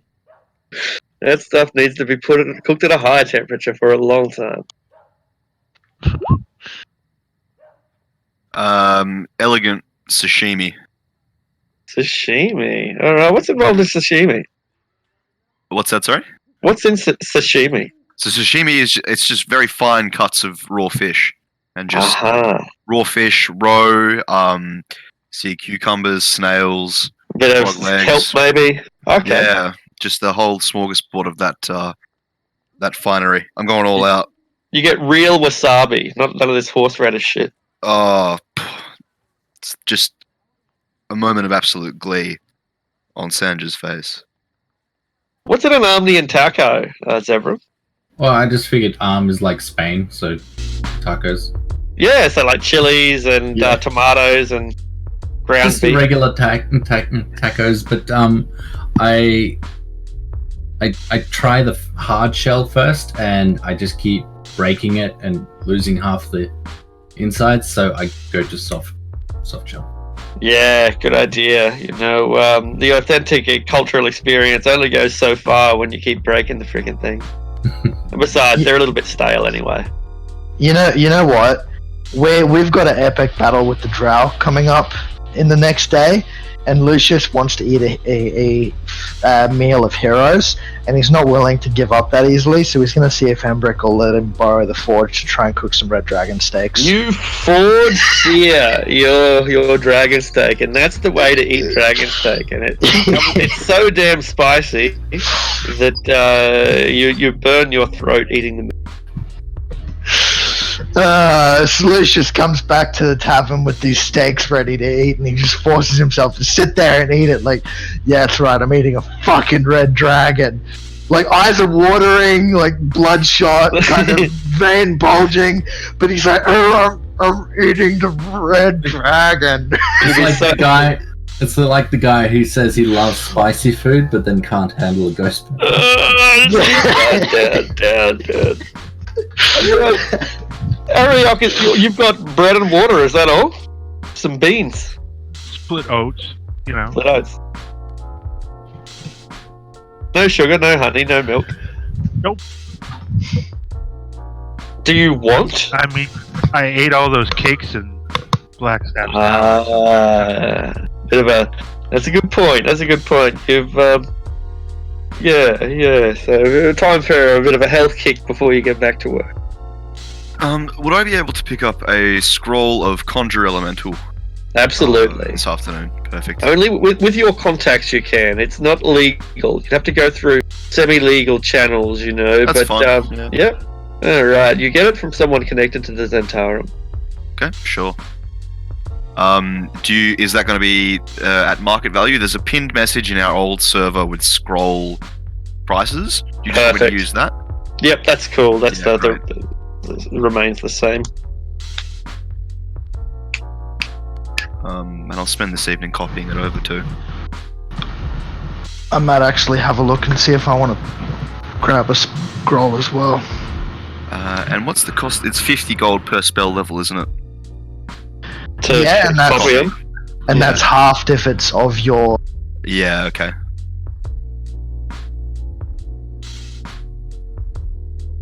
Alright. Anyone read the... Yep. You were saying something? Anyone read the newspaper in the morning? Yeah, I probably would, to see if there's any update on what happened in the temple. I mean, I wouldn't read the Waterdeep Wazoo. No one reads the Waterdeep Wazoo. It's like it's a tabloid newspaper, and I'm pretty sure that one of you might have written an expose for it at some stage. I mean, I can't quite remember. I mean, the paper's been around for a couple of years now. It's getting its feet. It's getting a bit of circulation. It's got some pretty interesting stories.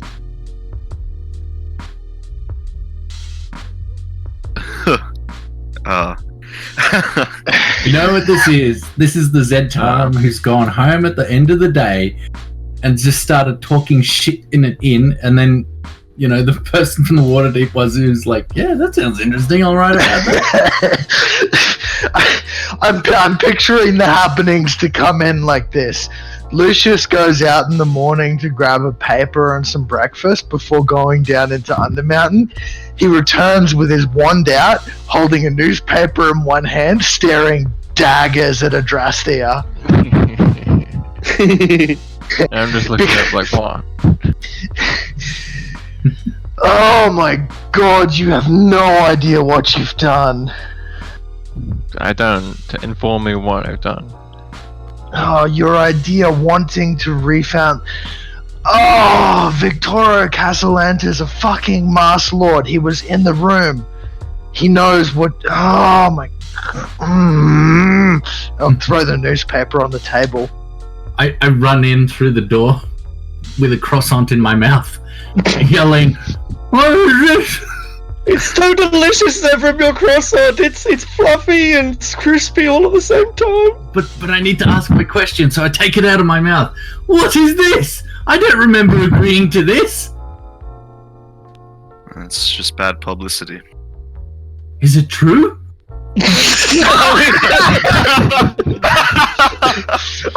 I'm just gonna open palm, slap Zevram across the face, like, you fucking idiot! No, of course it's not true! Oh, I feel a little embarrassed, but I go to pick up my croissant.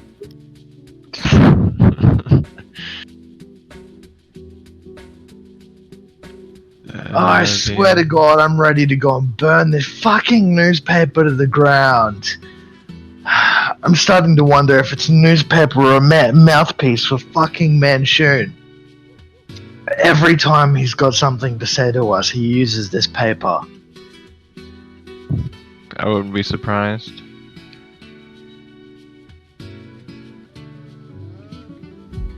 Well, whatever. Whatever. It's a newspaper. They can't arrest us for it. Why don't we give them a story to tell?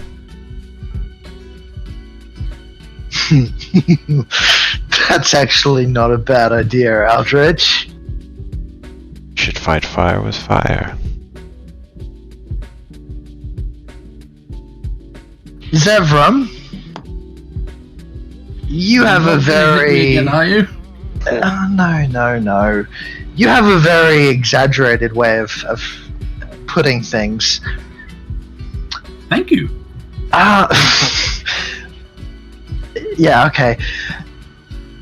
I'm thinking that you can write an expose on Victoro Castellanta being the Cardinal of Asmodeus and the leader of the slave trade in Undermountain, and pass it around through all of the spreadsheets in Waterdeep. Well, there's an idea, isn't there? Yes, I think I could do that. Yes. Give me some time and I can formulate something, I'm sure. Very good. I'll ask out of character now. Is that something you want to do between sessions, or did you mean that sure. in character? Just give me some time. No. I'll do that for sure. Okay, we'll get back to this after we deal with the drow, and by next session, Sash is going to have some likely ridiculous story about the Castellantis, which is going to be brilliant. Alright, whatever. Let's get ready to deal with the drow. It's just a stupid article in some paper. It doesn't mean anything. The article listed her as the daughter of the matron mother of the Clan Orvandar. Wow! Yeah. Not happy about that. Like, she was reading the article and thinking, like, yes. Like, just with a smile on her face, and then reads that last part and just tears it in half. really annoyed. It exposes your agenda, though. It exposes how, like, you are part of the Drow deep state, and you've, overthrown the Xanathar's Guild. It's only a matter of time now before Waterdeep has a Drow hidden lord, if it doesn't already. Alright, Zevram, make sure you include in this article about how Victoro is a masked lord. They want to prove that. You don't need to prove it. It's just a spreadsheet. Oh, I mean, they haven't bothered with putting any evidence in here, have they? I guess not. They want to speculate about whether there might be a drow masked lord. Let's give them a story telling them there's a Cardinal of Asmodeus masked lord. All right. Yeah. I think I can come up with something. All right. So you write an article, Zevram, and do you submit it to someone? Yes, I have someone in mind, but I will get back to you on that one. Yeah. Okay. Cool. Yeah, I think what the plan is that we'll go and deal with the drow now, and Sash is probably going to write an actual article, and then we can deal with that whenever it's done, probably next week. Yeah, cool. Because awesome. I can't imagine us clearing the Sargath in the next 2 hours before we finish the game. So let's get started on that, and we'll Sure. discuss the politics in the following week. So how do we get to the Sargath level? Do we go through Undermountain? Do we go through Skullport? Skullport, I'd say. Probably the Xanathar's lair into Skullport. Alright.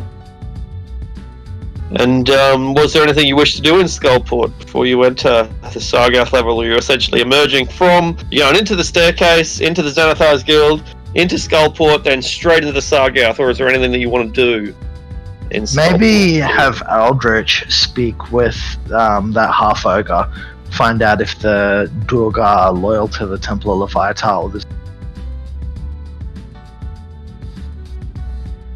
Yeah, I'll talk to the half ogre, and I'll also ask him if he knows anything about the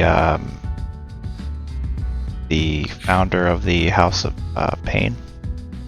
Whereabouts? Yeah, all right. So we'll assume that you've gone through all that rigmarole. If anyone needs to get anything from Waterdeep, we can finish that now. Is there anything you want to do before we start? Yeah, go ahead. I mean, I'd absolutely love to go and buy like a dozen potions and a whole heap of spell scrolls and get all kitted up and everything, but I don't think we really have the time for that.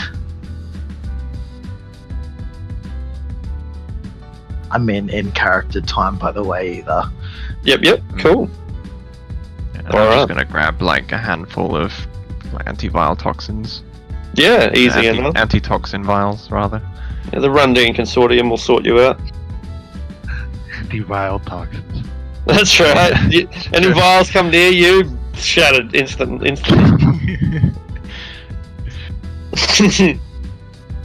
Alright. So you head through Skullport, and that means, going into the sewers, going into finding the secret staircase within the castle ward, down into the Xanathar's lair. It's still unoccupied. There are a few things crawling around. You hear giant spiders, carrion crawlers, but you either blast or ignore them. And you then make your way into Skullport, where Quietus is still in attendance, apparently. The tiefling, the Quietude. And so she sees you coming. She's reading a book when you arrive. It's a book about the concept of man, whether he actually exists or is merely a figment of our collective social construct imagination. And she just sort of acknowledges you with a small nod, and watches you one by one. There's the look in her eye that she might be half expecting you to blast her as well, but she's making no aggressive or defensive moves, just giving you a kind of the judging look of a librarian.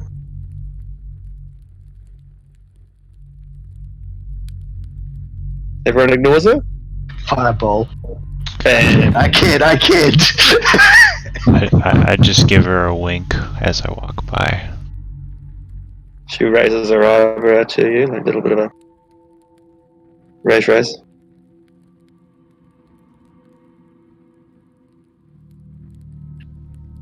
Alright. Yeah, I think we're gonna walk on by. You travel through Skullport. Adrastia, roll a d20. Watch us get ambushed by that bugbear's friends, and they're all like, "Revenge for Bob." Revenge! I assassinated him though. He didn't see it coming. This is kind of interesting, actually. Oh boy. So you're walking. You've only sort of just walked out of the little Skullport. I think it was an inn. That's what it was. It was an inn down in Skullport. I'm not loading it because it takes freaking forever for me to load, and I won't be able to talk for 2 minutes. Anyway, so you've walked out of your inn, and you practically run into one of the Scourge Maidens. The same one that you initially beat when you first went in there, So anyway, you see this Scourge Maiden. She's got an ogre with her and a kobold, both dressed in the livery of Leviathan, and they're leading a bunch of slaves or a bunch of humans on chain.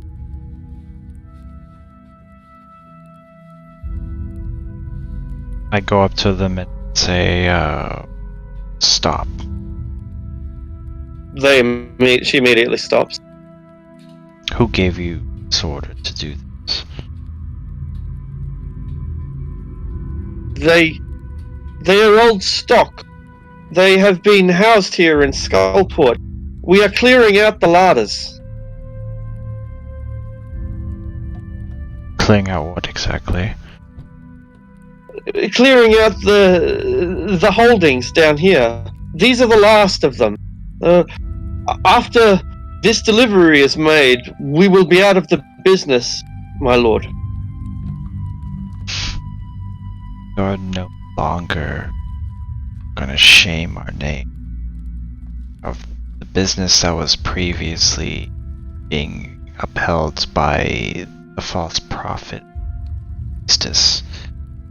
Release these slaves at once.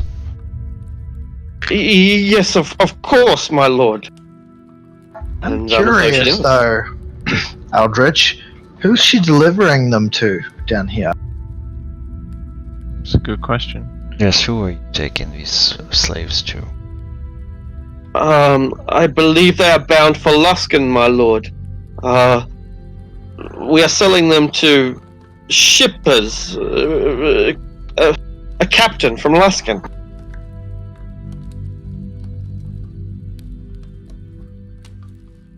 I'm gonna look to the group and say, should we investigate this or just release the slaves and move on? I would probably just release them for now. We're here for other purposes. If this guy hangs around after getting the message the slaves have been freed, then we might need to deal with them, but it's best for us not to wear ourselves down before hitting House Overendar head on.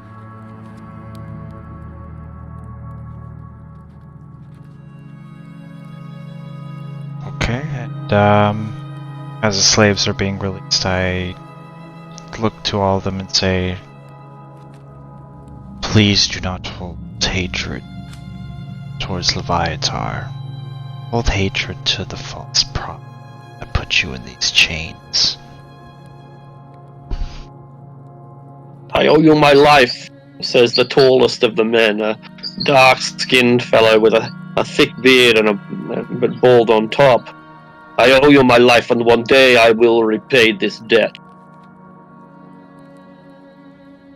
Seek refuge. Feel free to take it in the House of Pain. I was born with magic in my blood. I am little more than a hedge wizard.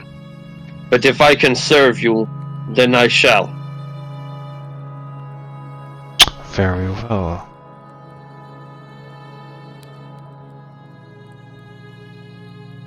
The mysterious man, and he leads the other slaves into Skullport, where he hopes that he'll be able to find a way home. All right. So you travel throughout Skullport and reach Skull Island. Once there, after not being fired upon by the countless numbers of Duergar with their flame cannons and ballistae, you find yourself with an audience, or at least Sundeath finds himself with an audience for you. He kneels before you, Aldrich, and when he stands, he keeps his eyes cast down, not looking at you, but he's still tall enough that he can meet everyone else's eye, and he does. He casts his gaze across the rest of you, averting only Ajastria's gaze, and of course Aldrich's.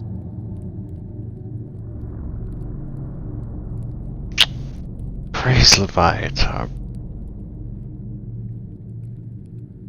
And Praise Leviatar, my lord. I have a couple questions to be able to answer for. It would be my pleasure. He reaches into his pouch and pulls out a full pound of meat, which he tosses towards his wyvern, which is about 15 feet away. The wyvern snaps the meat out of the air and swallows it whole. Tell me, Durga ship. Lost, my lord. Loth. The drow Queen of god. spiders. Yes. That is confusing. Why would it be confusing, my lord? She is their goddess. The Durga. Oh, I thought you said the drow. I'm sorry. The Dwerga, I don't know if they have any gods, my lord. They do not serve any god. Perhaps their own dwarven gods. I have never bothered to ask. Is it important? Yes, so who are they loyal to down here? That is a good question, and I ask myself that daily, my lord. It seems they are loyal to none but themselves. The wealthiest among them, their nobility, are called stone dogs. One of them runs a forge, another one runs a tavern.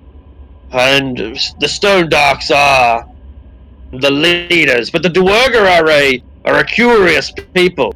They are happy to serve, as is their wont, but they also see themselves as independent individuals.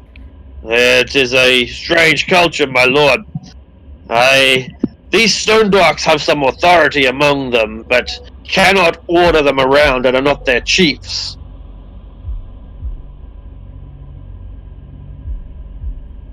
So it's their collective will that they're all here? They're not loyal to any person or persons in particular? That seems to be the case, yes. They are each one independent, trying to find his own wealth, build his own fortune that he will take back into the dark when it has been made. They form easy alliances, however. Temporary, perhaps, but easy. They work with the Zentarum. They work with us. They have worked with the Xanathar's Guild in the past. They are flexible, but they hate the Dark Elf. Well, sounds like we could almost use this to our advantage. Yeah, that's just what I was thinking. And that's what I was thinking too, but I'm just not sure. You know, I thought that perhaps by allying with the Dwerga, skilled warriors trained in engineering, smart people, let me tell you. I thought they'd make good allies, and then when I look around, and he looks around, and all the fucking soldiers are Dwerga. Hey, there's a bunch of bugbears, there's a bunch of Zentarum, there's a bunch of pirates and other humans and goblins that are unaffiliated, but the people with the guns, with the flame cannons, with the ballista, with the heavy armor, hundreds of them, hey. The Dwerga number half of every one of the people here, and when you consider that every one of those 100 Dwerga on this island can each turn into the size of a hill giant with a ballista or a flame cannon, wearing chainmail or heavier. Yeah, he's looking around and he's wondering that if he really is in charge of this place after all. I'm gonna lower my voice a bit so only the party and Sundeath who are near can hear, and none of the Durga will be able to. And I'm gonna speak. Maybe we can take advantage of their disdain of the Drow. We're planning on launching a full attack on House Olvrindar, wiping them out if possible. If we can get these Durga on board, it'll make our task easier, and it may weaken their presence here on Skull Island if they lose a number of them. I know you're clever, but you must. But you'd be pretty smart to think you're more clever than they are. Just keep that in mind.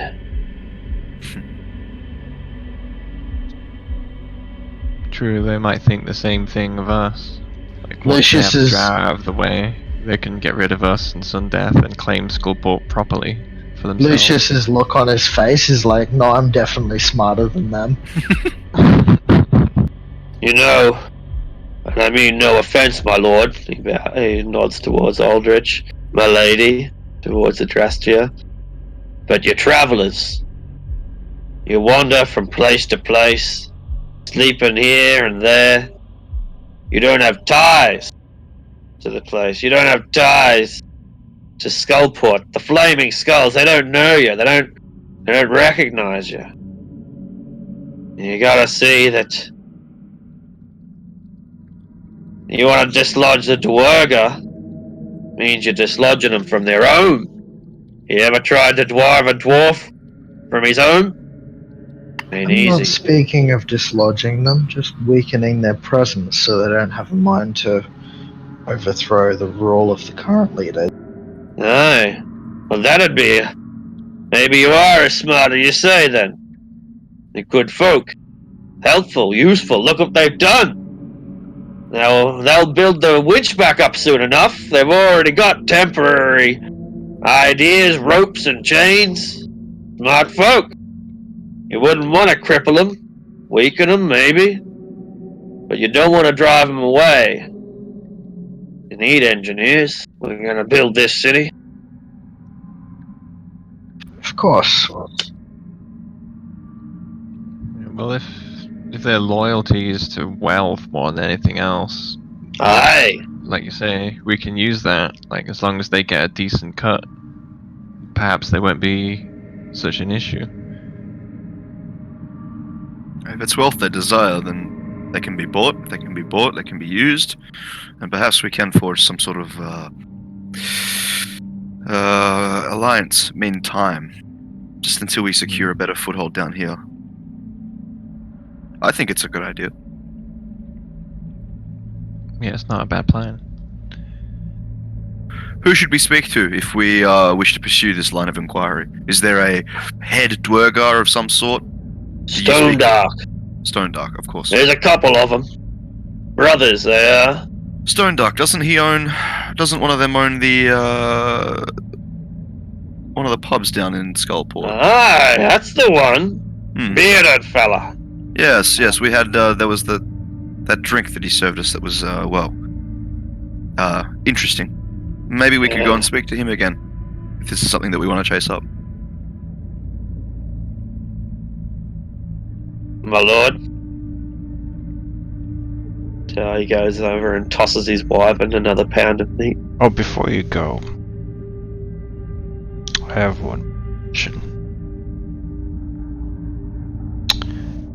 Who knows the whereabouts of the founder of the House of Pain?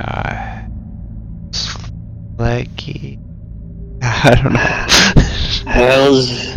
Yeah, I don't remember his name neither, but I know where he went. Yeah. All happened at the same time, you know. He came up from the dark. One of the most beautiful women I'd ever seen. They called her a saint. And even bound in chains and rags as she was, you could have told me she was an angel, and I'd believe you. Aye. And then soon after, he was back again. And with those southern girls that I hear you got rid of. Must say I like those girls. Not sure I'll like you half as much. But, praise be Leviathan, you're what we're left with. And he came back with the girls and told me what's what. They'd be in charge. He was going below.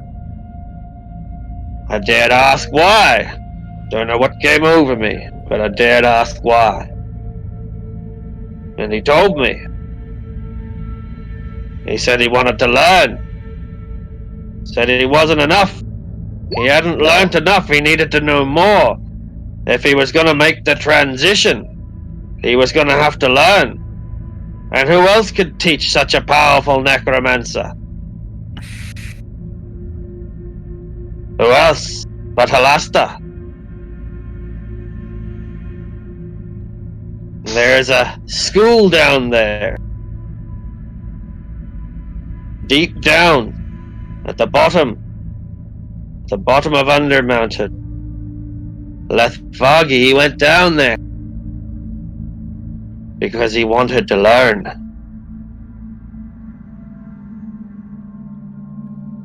Learn what exactly? You said something about transitioning. Aye, he's an old man. And one thing I know about humans is that they fear mortality. He seeks to preserve himself. What a necromancer does not, he asked, looking back at Sanj with a smile. Of course. This temple has been cleared of false prophets, so as of now, I am in charge.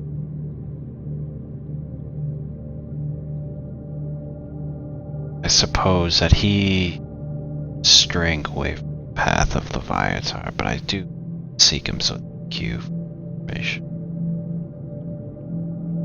My lord, I do hope the flesh does not stop flowing.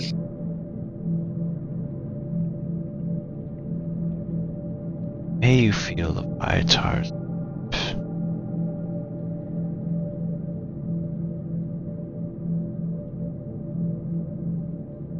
He grins. Tosses another chunk of meat, this time someone's hand, towards his wife. Nom nom nom.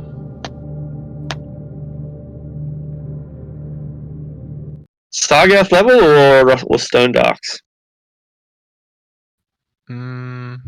Probably Stone Darks. Yes, I think we should take the time to, I suppose, formally introduce ourselves. Now that we're trying to make a bigger splash down here. Yeah, if we can get them to partake in the raid against House Overendar. I think we should go and speak to him. Ariok, roll a d20, please. I just had correction. You should go and speak to him while I stand in the corner. Like, if I say a word to him, I doubt he'll want anything to do with us. Ariok might not be here. Keviak, if you're there, d20, please.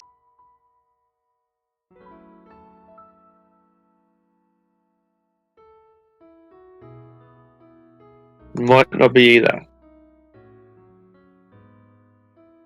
Sanj, a d20. Sure. They have been quiet for a while, and I did wonder. Alright. Alright. Here we go. You're travelling through the streets of Skullport. And you know the way, you don't have to go far. In fact, you pass, there's a hag, a hag selling zombies, fresh zombies. It's not the same hag as the one you killed, it's the replacement hag that Halasta summoned. And so she sort of sees you and closes her shop. Just closed for business when you arrive. But you go past the fish market. Goblins selling good fresh fish at a pretty reasonable price. Oh, you know, I'm this guy's soon-to-be main customer. Come on, man! Yeah, if it's fresh fish, absolutely. We got salmon, we got blind trout, we got roe.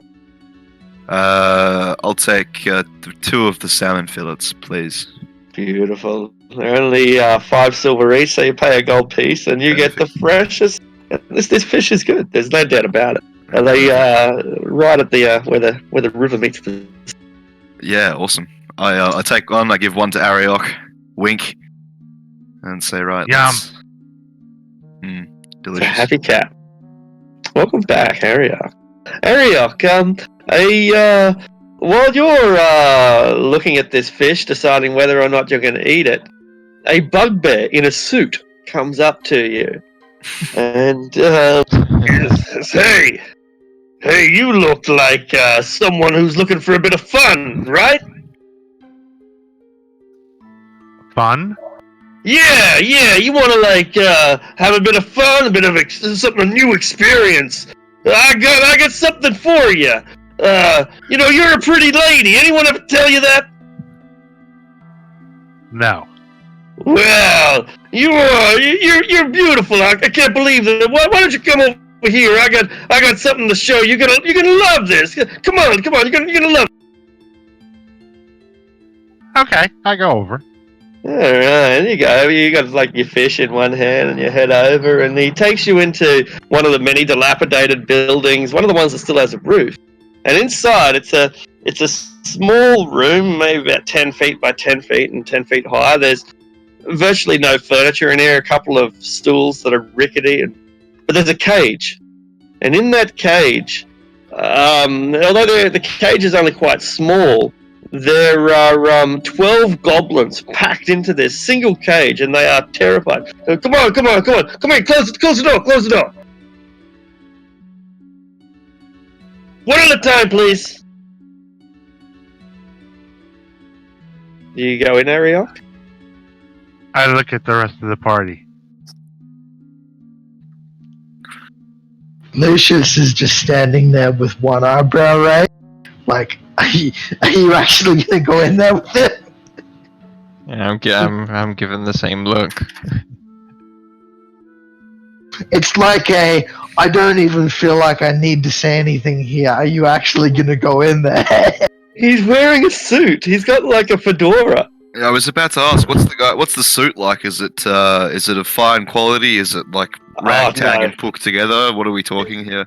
It was beautiful once. When this suit was being worn by some dude from the Sea Ward, it was schmick. Yeah. Now it's a That must have been a sculpted big suit. dude. He must have been a big dude. It is quite tight on this guy, but he's got the three breast coat, and it's just holding together. The button's just about to pop. That's it. Come on, you're gonna have a good time.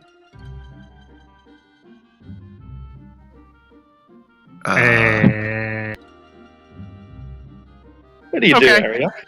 Alright. You come in, he closes the door behind you, says, Okay. Now here's the deal. You're gonna pick any one of these goblins, and I'm gonna let you kill him with your bare hands for a gold piece. It sounds exciting. Hold on. I'm gonna pay you to kill a goblin. Yeah.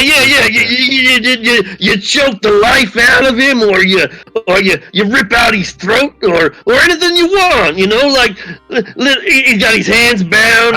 He's not going nowhere. I asked the goblin, "You guys cool with this?" No, please don't kill me. They're talking in goblin, kicked so they the talk. shit out of the bugbear. Oh man, what you doing? Crunch! He comes smashing through the door out into the street. This unconscious bugbear, his fedora sort of just rolling down the alley. And I set the kobolds free. Hooray! They run out into the street and start causing chaos. And then I walk back out. One of them starts mugging him, and they go through him, take his wallet and take his hat and just strip him basically naked. Fucking kobolds. And now I eat my fish. Alright, your fish is all the more delicious because it tastes like justice. Alright. So you head on down to I can't remember the name of the place anymore. Black Tankard might have been called. I think it was something like that. Yeah. Yeah. Yeah, and there's a couple of Minotaurs offering security. There's a few Zentarum who are drinking. There's a couple of Dwerga as well. A couple of the Dwerga finish their drinks when you arrive and walk out, but most of the patrons stay. Hey, welcome back. It's you want more Vermvis? Yes, Druin, please, another round for me and my companions. Very good. We really enjoyed this drink. I say as I kind of like side eye the rest of the party. Addictive, no? Sure, yeah. Once you get the taste for it, you will not want that grape juice from the surface anymore. Mm. Now, Druin, Well, how would you say life is down here for you and your kin, the Dwergar? Tell me about what you guys get up to down here. yeah, life is shit, you know, but what can you do? It's Skullport. Hmm. Have you anyone hanging up your goat? Anyone a thorn in your side? Hmm. Is there He trouble looks for the over- Dwergar down here? He looks over towards Adastria and practically hisses and says, No, nothing really. Are you sure? Oh, you know, sometimes I don't like racism, you know? Superiority complex, you know? When people think they're fucking better than you because they have a pointy ears or something. Black It's, skin. Oh, yes. It's White interesting. hair. Big spiders. We Hates fucking spider. He squashes a spider. might He have. looks at Adrastia while he squashes it, rubs it into the. There you go, bitch. Yeah, what do you think of that? I go over to Drastia and say, I think he's talking about you. Yeah, I just cross my arms and when he gives his whole spiel, and then when he crushes the spider, I just sort of like, twitch a little bit. He doesn't get much of a reaction out of me, but he gets something. He gets. Now, Druin, what if I were to tell you that we had a means by which we could dismantle this complex that you're talking about? This thorn in your side. Then I would be very interested, you know. There You're is a- such bad things going on in there. You're a Stone Dark, no? You are effectively Dwergar royalty. You call the shots for the main populace here. Is that right? Ah, you are too kind. You say royalty. I am more like mere upper aristocracy.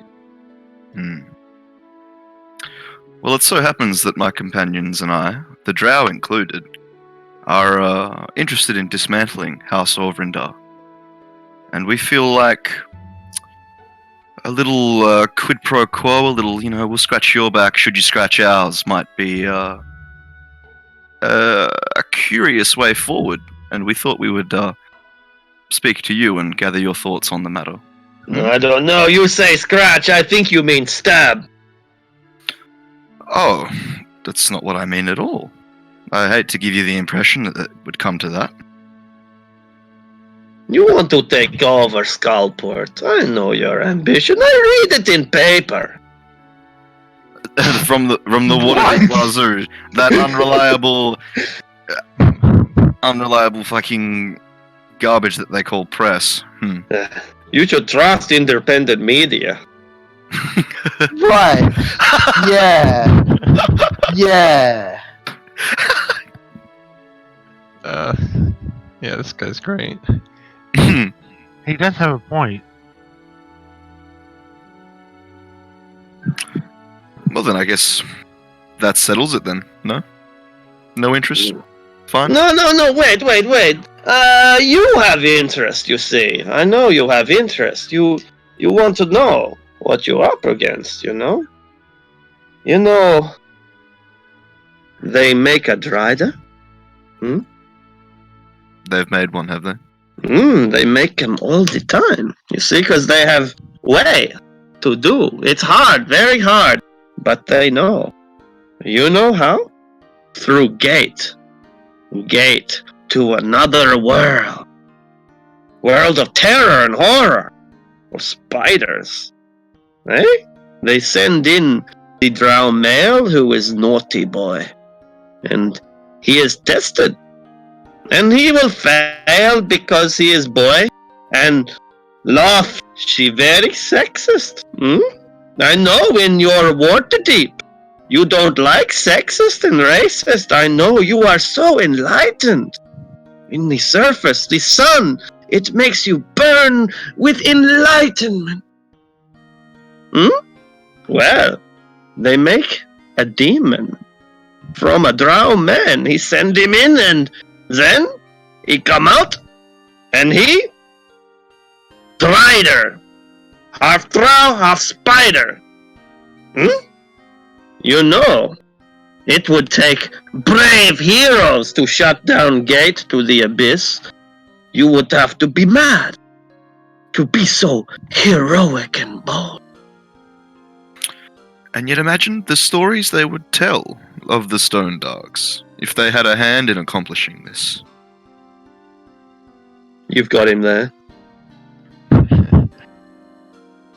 Imagine the legends that your future generations would talk of how the Stone Dogs bravely aided in the overthrowing of House Orvrindar and the closing of a gate to a nefarious realm. Tempting, no? Alright, I am on board, but now tell me this. When House Orvrindar are dealt with, what is left? I know you do not like Zentarum. I like Zentarum. I like Xanathar. I don't know if I like you. I think you are puppet of the Silver Hand. I don't like the Silver Hand.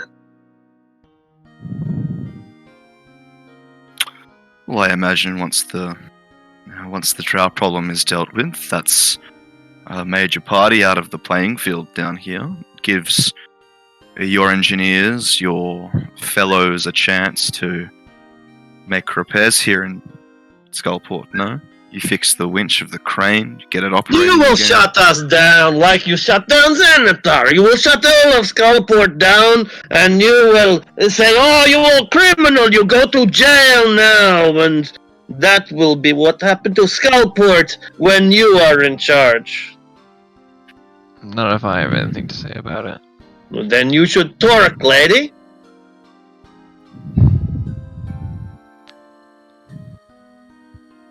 Well, everything you read in the paper, believe it or not, it's mostly true. I do have ambitions for controlling this place. But that doesn't mean it has to be a place without dark dwarves. I think that we can come to an arrangement. You already shut down slaves, and you don't even take over. Now what industry we have? Nothing. Well, we're planning to promote Underdark trade with the city above. And what will we trade without slaves? Well, your kind make all kinds of fine items, don't you? Weapons and marvelous engineering. Stuff that you just can't find on the surface. People would be willing to pay a premium for it. It's the kind of quality that human smiths just aren't capable of. You would give us access to your markets?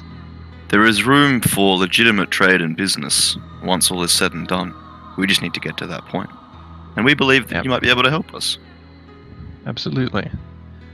I will want tax-free exemption for my business. We will need to work out the finer details at a later point, of course. This is all just back and forth travel right now.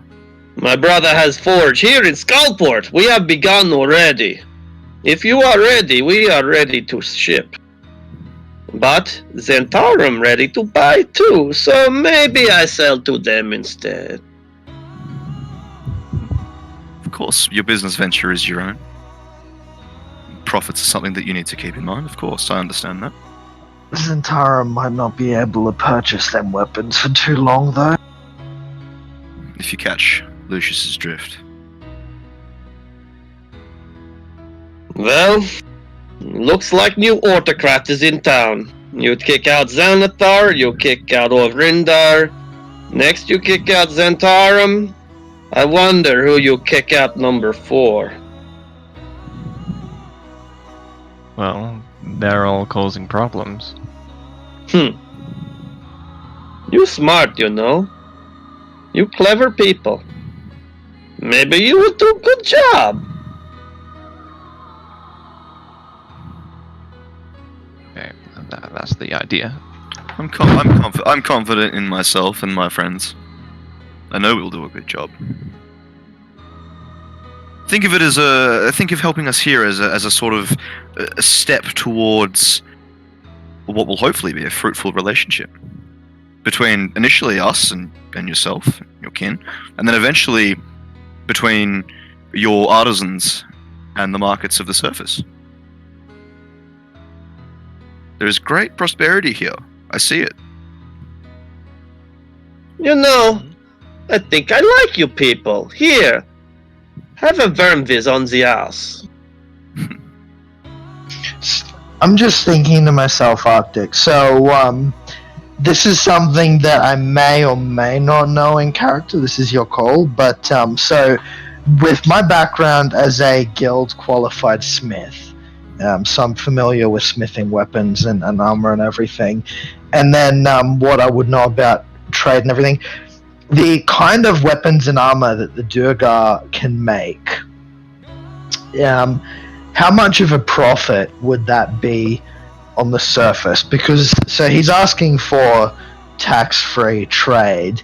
I'm just trying to work out if it would be possible for us to accommodate that and then use our portion of the profit by selling them at a markup on the surface to cover the 40% tax that the city wants to put on in the short term without us making a profit, so that we don't make a profit, we take the loss, but his profit that him and his brothers would be making isn't necessarily affected. Is there a way to make that work? I won't go into the complexities of sending trade routes through the Underdark and the like, but the short answer is yes. Dwarven equipment comes with such a guarantee.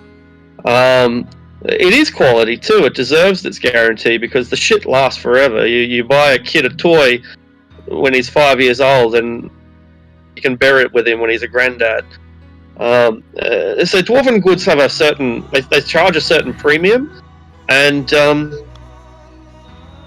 make a lot of money through this, and the fact that they're producing them here in the in Skullport, if they're producing them here, then that cuts out the real problem, and that's transport. Sending something through the Underdark is fucking hazardous.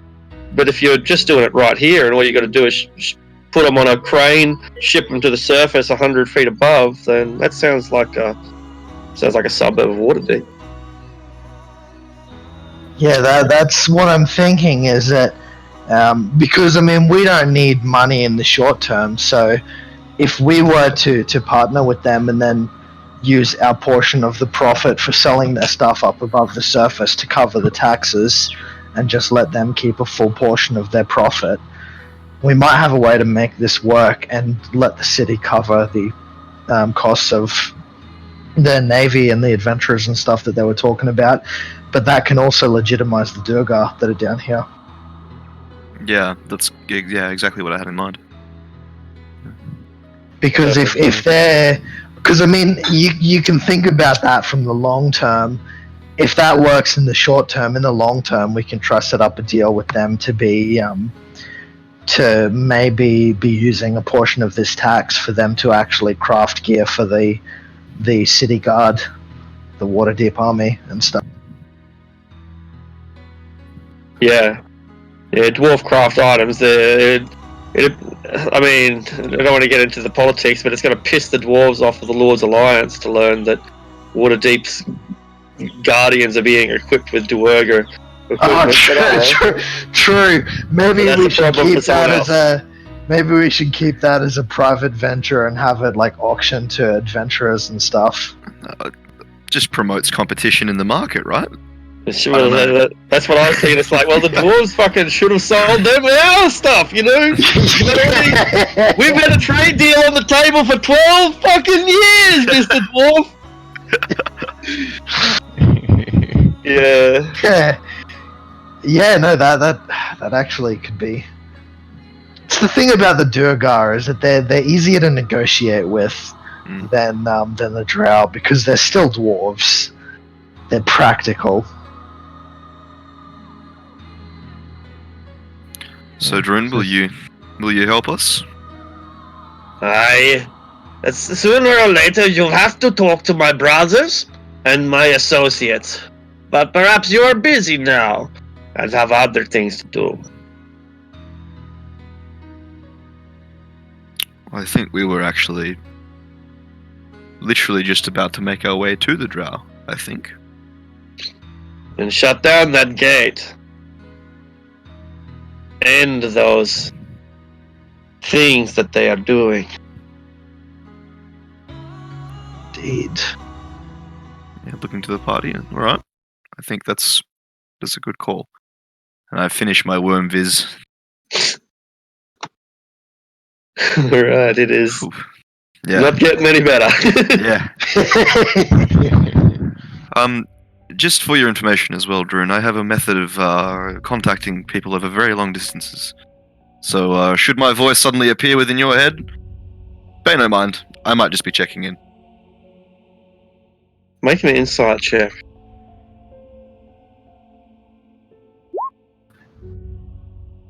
His whole demeanor about you immediately changes. Immediately changes. That's it. It's mostly fear. It's the sort of, but it's the terror that breeds hate, right? But it's like you've that. I mean, I was going to say that innocent passage. It's not a particularly innocent passage. You just said you're going to, psychically contact him from some other. But for whatever reason, they were his trigger words, and he just is a completely different person towards you immediately. Doesn't say a thing. But like his reaction is discernible. Yeah. Then Yeah, he is horrified, terrified, aghast, stunned, in fact. Doesn't shake his head or nod, just purses his lips and stares at you with the look that you give when you look into the abyss. I hold his gaze for a moment and raise an eyebrow, but just turn to leave if we're leaving. He wants to say something, but he just dare not. I mean, you already know what he's thinking anyway, right? You're one of them. Is there some kind of issue you've got with wizards? Facing away from him and speak. You can speak your mind, Durin, if we're to proceed as potential allies. Don't you go putting one of those fucking things in my head. What things? The fucking brain dog. Aye, no. We're it's- wizards, not fucking illithids.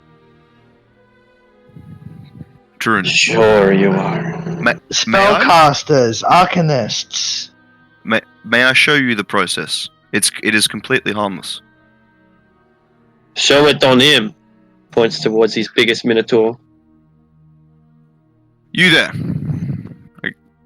Minotaur like one comes up to you. He got his big great axe and ready to just chop you in half, you little man. I close my eyes and cast Sending, and I say, "Hello there. My name is." It's in my head.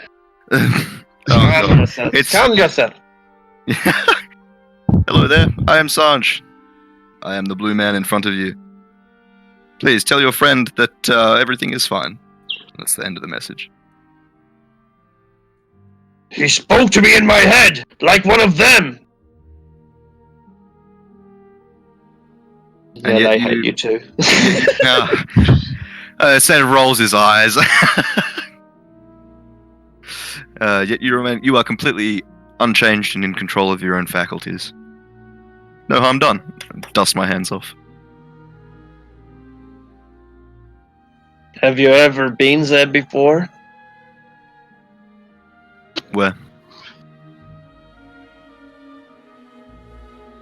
No. I guess you have not.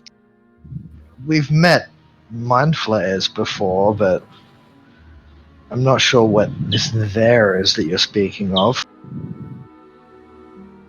Well, you know, they are social creatures. The elite.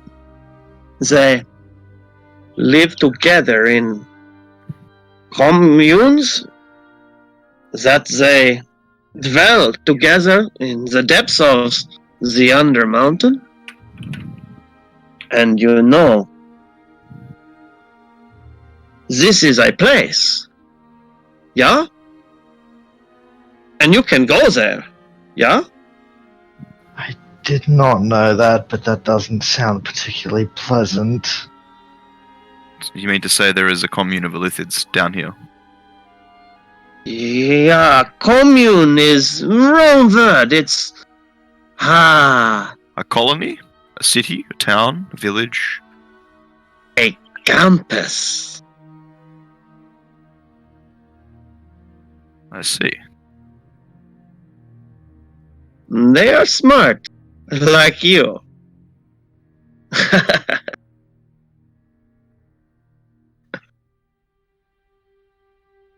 They have university down there.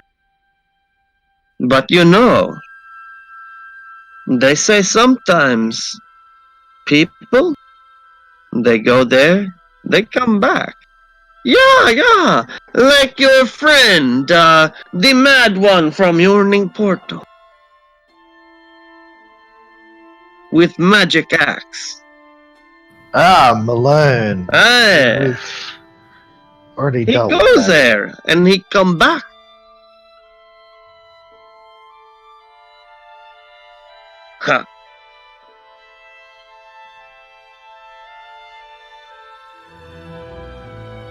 Huh. More trouble for our plate. As if we don't have enough already. Oh well, can't be helped. Shall we head out into the Sargouth? Yes, I think we should. Alright.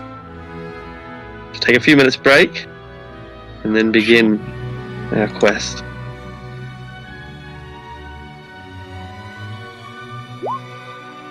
You think Nihilor is from that group of Illithids?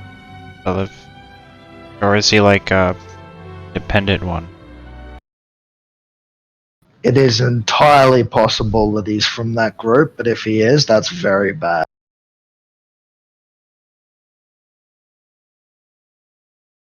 I just cause yeah, I know like cause it's been a year and last we saw him Yeah, went into the other plane. he escaped from us when we tried to kill him, and we haven't heard from him since. So he's probably there. Cause it's just weird. Cause I would just assume, like I would have just assumed that he would have just took over the remnants of Xanathar, but instead they just dissolved, and then from what we saw in the temple, like some of them being sold as slaves, because I guess they couldn't have a life in the surface.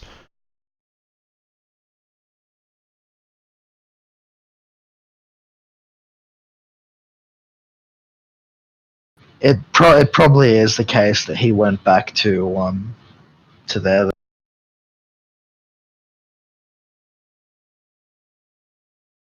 But that is something that's bugged me as well, that we never heard from him again.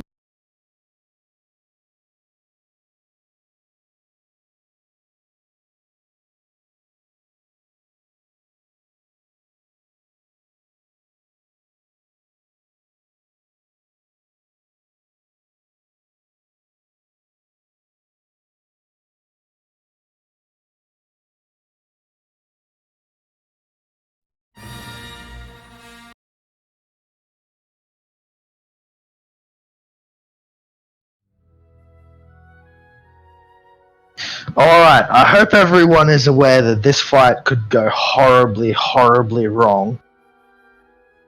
Drow. Yeah, that's tough. Well, I'm more concerned it's drought poison. If you just have one bad roll, you'd be unconscious. That's why I stocked up an antitoxin. Well, just don't fail by 5 or more. Now watch as Zevrab Nat Ones is saving throw. Just because he's the one that said that. I think I should get a racial bonus. I mean, they probably use it on other drow more than anyone else. Probably. Not to mention, you're a half drow. A fact that I trust you will never let you forget.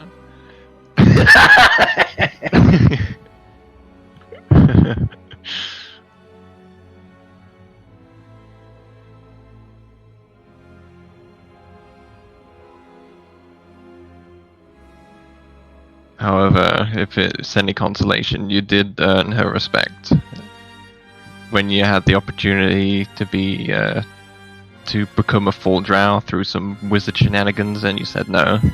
You know, got a little bit of respect there. I mean, that's just delicious hypothesizing. It's totally possible. I know right now of a spell I could use to turn you into a full drow. I just can't use the spell yet.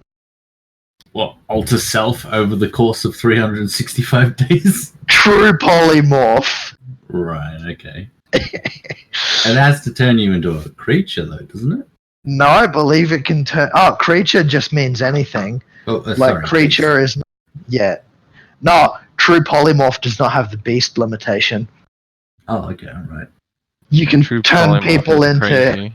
any creature or furniture. You can turn furniture into creatures or creatures into furniture. I could permanently polymorph you into a chair.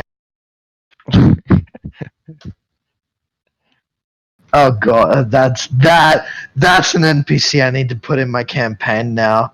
Some deranged wizard whose lair is just everything is just adventurers that have been true polymorphed into furniture. Well, yeah, that's great.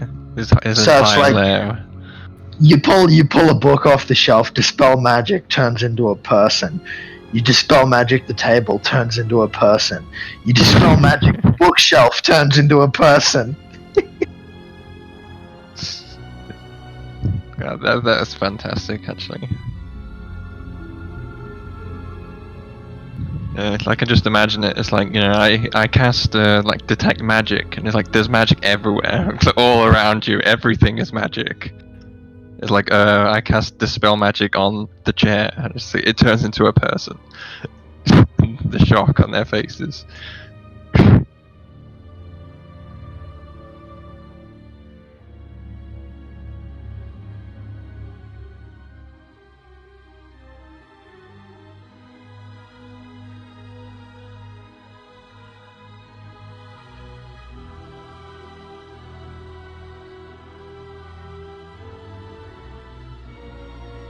Alright.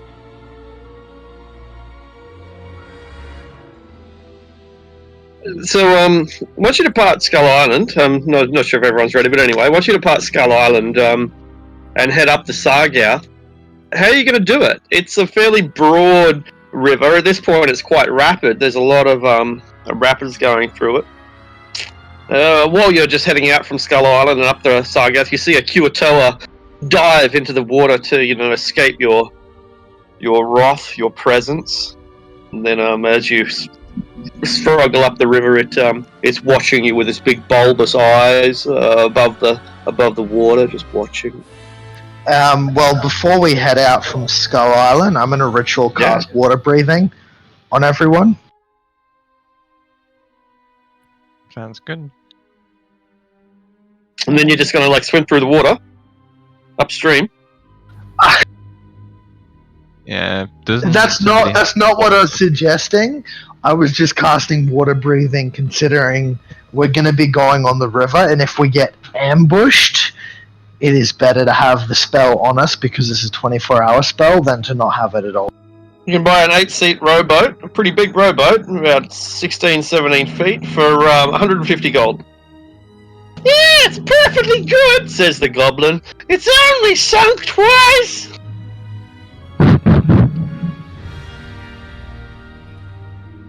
Who is it that has water walking, actually? Was it Eldritch? Do you have that Like, prepared still? No, I do. I can walk. Yeah, it's the monk. No, someone actually cast a spell when we arrived for water walking. Yeah, I can. I have that spell. Why cast your spells when you can buy a boat? Because he won't charge us 150 gold for a spell. I won't charge you that either. 110. Copper? Nah. Nah. Not worth it to get it out of the bottom of the sea, like last time. Do you want to cast water walking, Eldritch, or should we get a boat? I don't mind casting it. Should I cast it? Can I? As a ritual? Oh, come on, man! I got 17 children to feed. None of them Is are it, mine. Well, learn Is to it keep a your ritual? inventory, man. Yeah.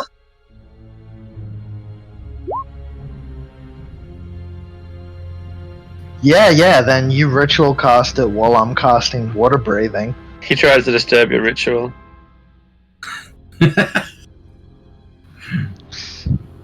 As he's disturbing it, I get like that big vein popping up in my forehead, trying to resist the urge to like not kill him. I try to stop him, and I'm like, why don't we find out if you float along with your boat? Make a deception check. Interrupt my ritual again, and I'll fireball you and your 16 children. Now piss off. He's got your wallet. Got my wallet? Yeah. you pull him off Aldrich, and you shake it down. We're gonna throw you in the river, and like, wait a minute, what are you doing? All right. Okay. All right. Dissonant whispers on him. Alright, he dies. You have a free boat. Its value is apparently 110 gold. Well, that's a spell I didn't need to use. Damn it! Combo. Pick up my pouch and put it in my pocket. The Kiwatar sees the whole thing, like watching from about 200 feet away. Me and Aldrich will still ritual cast our spells, so everyone will have water walking and water breathing on them. But for the sake of appearances, let's go on the boat. And then if we need to, we can jump off the boat and walk on water and be like, surprise, bitches. I suppose. I mean, I guess if we're walking on top of the water, we're not affected by the current. But if we get in the boat, we have to row it upstream. That would be a bit. I feel like walking on the river is like walking on a treadmill because the current's going the other way, isn't it? So it's not much different than going on a boat. Yeah, I guess you're right. And if that's how it works, yeah. It's like if we were going the opposite direction, you could probably sit cross-legged on top of the water and just slowly float down. But because we're going upriver, then we'd have to go against the current anyway. It's like walking on one of those flat escalators at really big airports. Yeah. You're walking against it, yeah. Well, he's dead now, so no one's going to stop us from taking this junk heap of a boat. Alright. Kiwato with the big baby first seal eyes watches as you disappear up the saga. You travel a while. I think it's probably less than a mile though.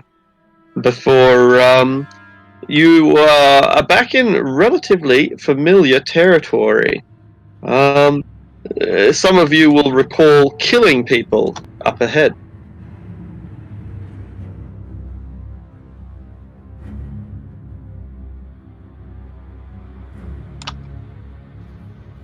While everyone else is in the boat, I'm going to have my Cloak of the Manta Ray on with the hood up and I'll be in the water. I'm just keeping an eye out below the boat because I'll have a better view from inside the water than above it. Sure. Yeah, I'm gonna use my I'm gonna use my shape changer feature. I'm gonna transform into a small octopus. Wrap myself Beautiful. around Lucius's left calf. You have an octopus glove.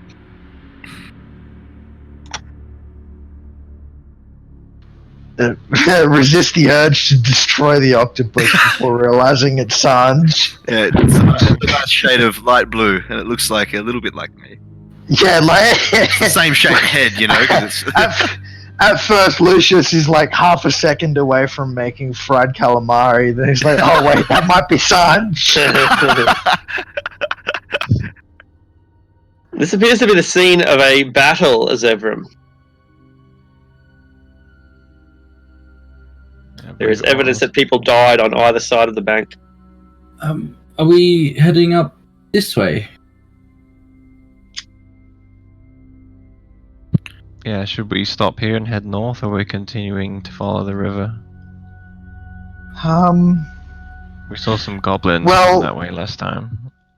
So, from what I can remember, when we first came down the stairs, the drow came at us from the east, and the river was also to the east of the stairs. Well, it was southeast, I think. What if we follow the river up a bit further than the point where we first got onto the river and see if there's a location we can access from there that might be where the drow are at. That's quite a walk, Fair but enough. alright. Just to alert all of you, last time we were passing through here, not long after we got attacked by those giant skeletons, I saw a drider on the bank. It didn't try to attack us, obviously. It just kind of stood there and watched us go by.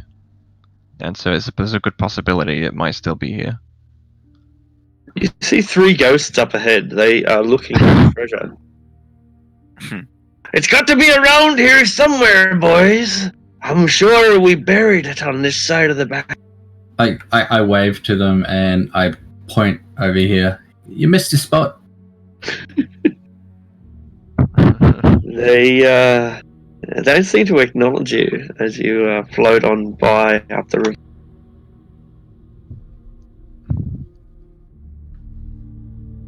Those poor fools, stuck like that forever on a wild goose chase.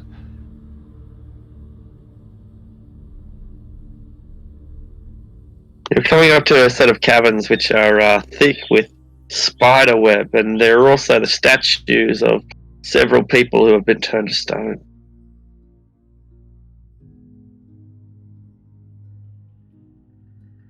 We continuing or getting off here? The drow, as far as I'm aware, unless there's a bridge or something up ahead. I'm Ferryman assuming. with a Oh right, yeah, ferrymen. They're probably off to the west of the river.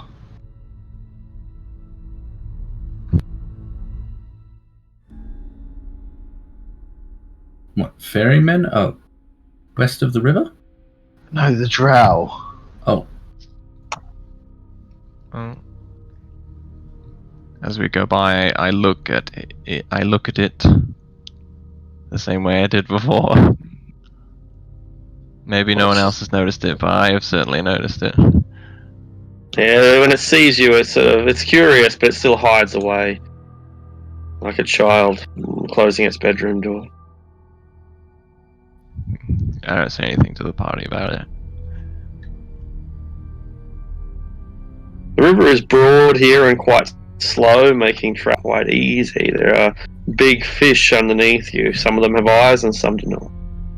I nervously release the inky blackness as I swim past them. They want nothing to do with an octopus. They stay out of your way. Right, are we going further still, north, along the river? Sure.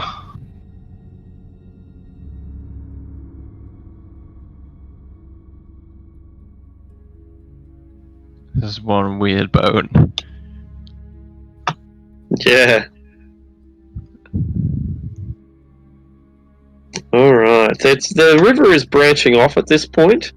You can continue up the main stream, against the main stream, or you can follow a tributary, which splits off from the main branch that you're on, and doesn't have so much flow, and as a result is not quite as clean or as fresh.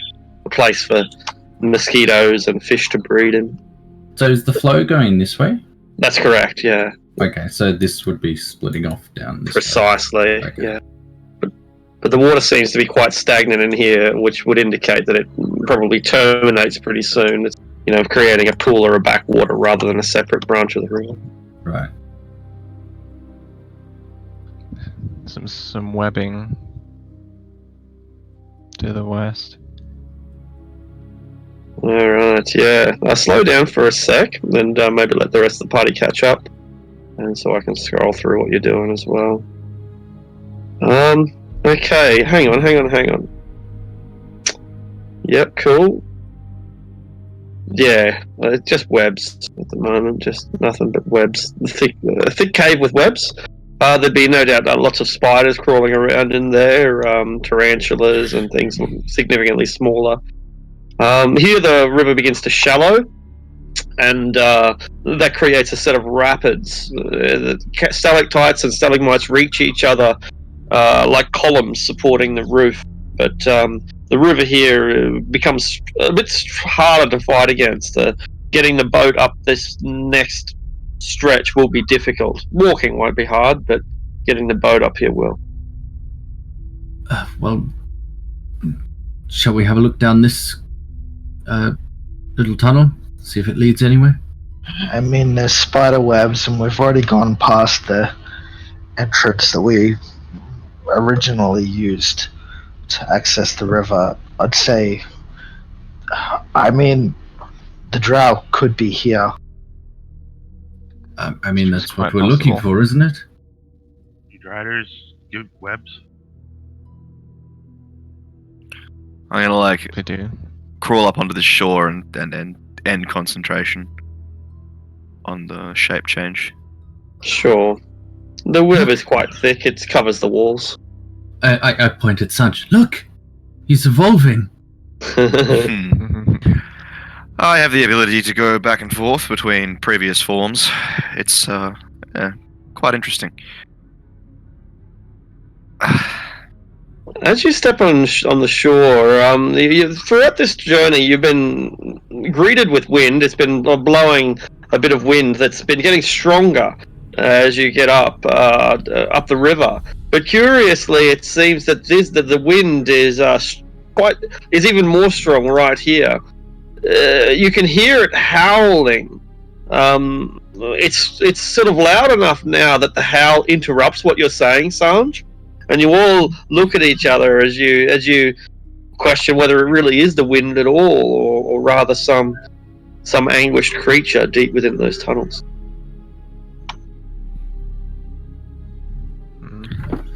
Well, this is hostile territory now, no? Oh, for sure. Like, these webs are the markings of a spider's home, so by proceeding beyond them, we're intruders. Did you want me to have a look ahead?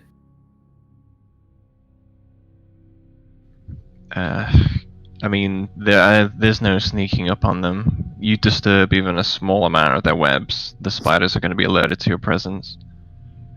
Well, the spiders perhaps, but maybe not their masters. Shall I bring forth a fire elemental to clear the path? Maybe light the place up a little bit. If that is the case, if there is no silent way in, why not guns blazing? Excuse the pun. I guess. I look really visibly uncomfortable with this. I like the way you think, Sanj. I pull out a little bit of sulfurous kind of sediment, as well as what else is required here? Let me just have a look. It's a little bit of sulfur, and it is also a little bit of phosphorus, I form like a paste in my hand, lob it out maybe 30 feet from me, and I'm going to summon a fire elemental.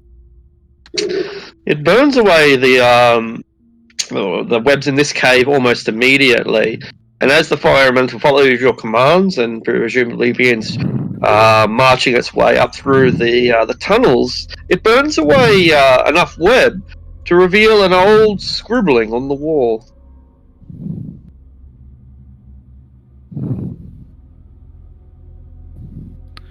Huh.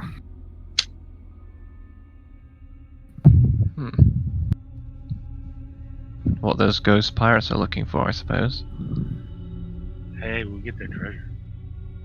Not that I want the treasure.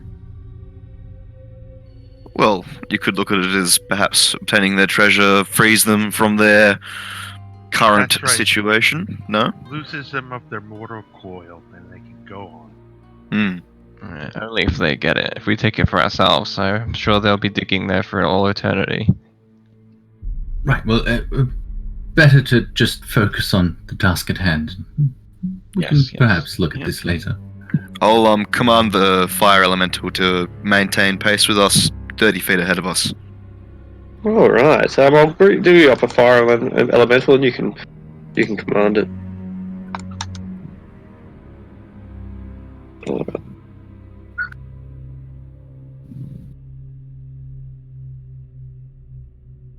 Oh, I should probably copy that spell off you at some point, because a spell that can bring forth a CR5 minion is actually really good.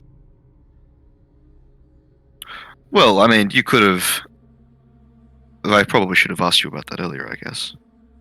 Yeah, I'm not going to bother retconning anything now, because I've already got my spells prepared, but after we get out of here, I'll definitely get that spell. Oh, this is... Alright, I'll see if this works.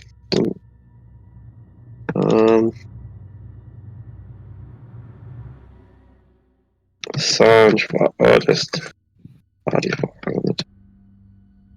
Ta-da. Now it can only be controlled by Sange.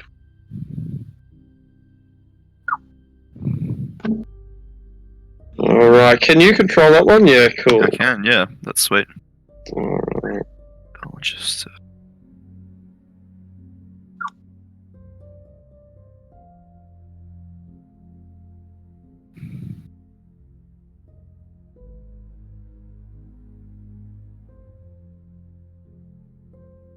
Alright. Great. Let's, shall we proceed then? How long will it last? It's an hour. Alright. Yeah, it's a good spell.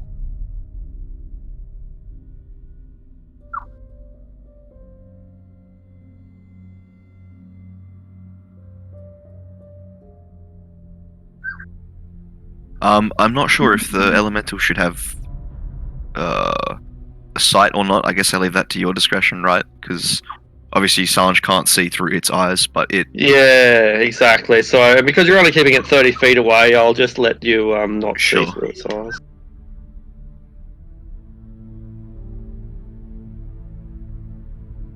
So as you notice, these tunnels are very winding, very curving, and they're natural caves. The height varies between about 3 feet and about 7, so it's never comfortable, but sometimes you actually have to crawl. The whole thing's choked with spider webs until the fire elemental arrives and burns most of it away. But the fire is the web is durable, and the fire there are still many remnants of the web left when the fire elemental has already passed and you start making your way down through the caverns yourselves. Alright, stop at that point, and I might try and I really want everyone to sort of be in the group when combats break out. So I might let you guys rearrange your order now as you intend it to be, rather than me sort of relying on on us moving tokens, because that's only it's not a great simulation of what would actually be happening if you were adventuring through it. So if you want to readjust yourselves into the position that you can, I'll let you do that, and I might even start doing that more often from now on. Sweet. Yeah, getting Yeah. marching order. Lucius will be in the dead center. Yeah. Also like center to center back, kind of knowing what could happen if I. Yeah. Yeah, I'll bring up the rear. Yeah. Do you want me up front since I'm armored? Yeah, sure. I mean, Zevram's kind of been a glutton for punishment most of the campaign, but if you want to take it yourself, Hey, that's I'm fine as well. tanky now. Thank you. I've lived until this point. True. Yeah, you are a frontline fighter. There's no doubt about it. Okay. I've already seen you have 2 close scrapes. One where you nearly got eaten by the red dragon, and one where you nearly got killed by the drow and then finished off by a will-o-wisp. Yes, that was That, very close. that was call. levels ago, though, wasn't it? It's like a session ago. Oh, sorry. Damn. Oh well. All right. So this is what happens. The fire elemental is taken by surprise. It suspects nothing. And Sanjur, not far behind the fire elemental, you see it suddenly get penetrated by Ariok and Zevram. Anyway, it doesn't matter. You see this arrow fly through the fire elemental, strike it, emerge the other side, almost destroyed, burnt up. But when it hits the wall and shatters, you notice that it's made of sharpened bone. These are fairly primitive arrows. They're good arrows, but they're fairly primitive. And the fire elemental is pierced by a couple of bow shots. And Sure. at that point, we shall begin combat.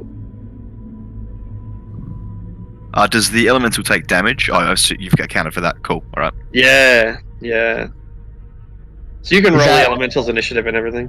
Is that the attack roll or the damage roll? That's just a damage. I had sneak it, like a surprise and all sorts of things. I didn't even bother to roll. He gets hit a couple of times.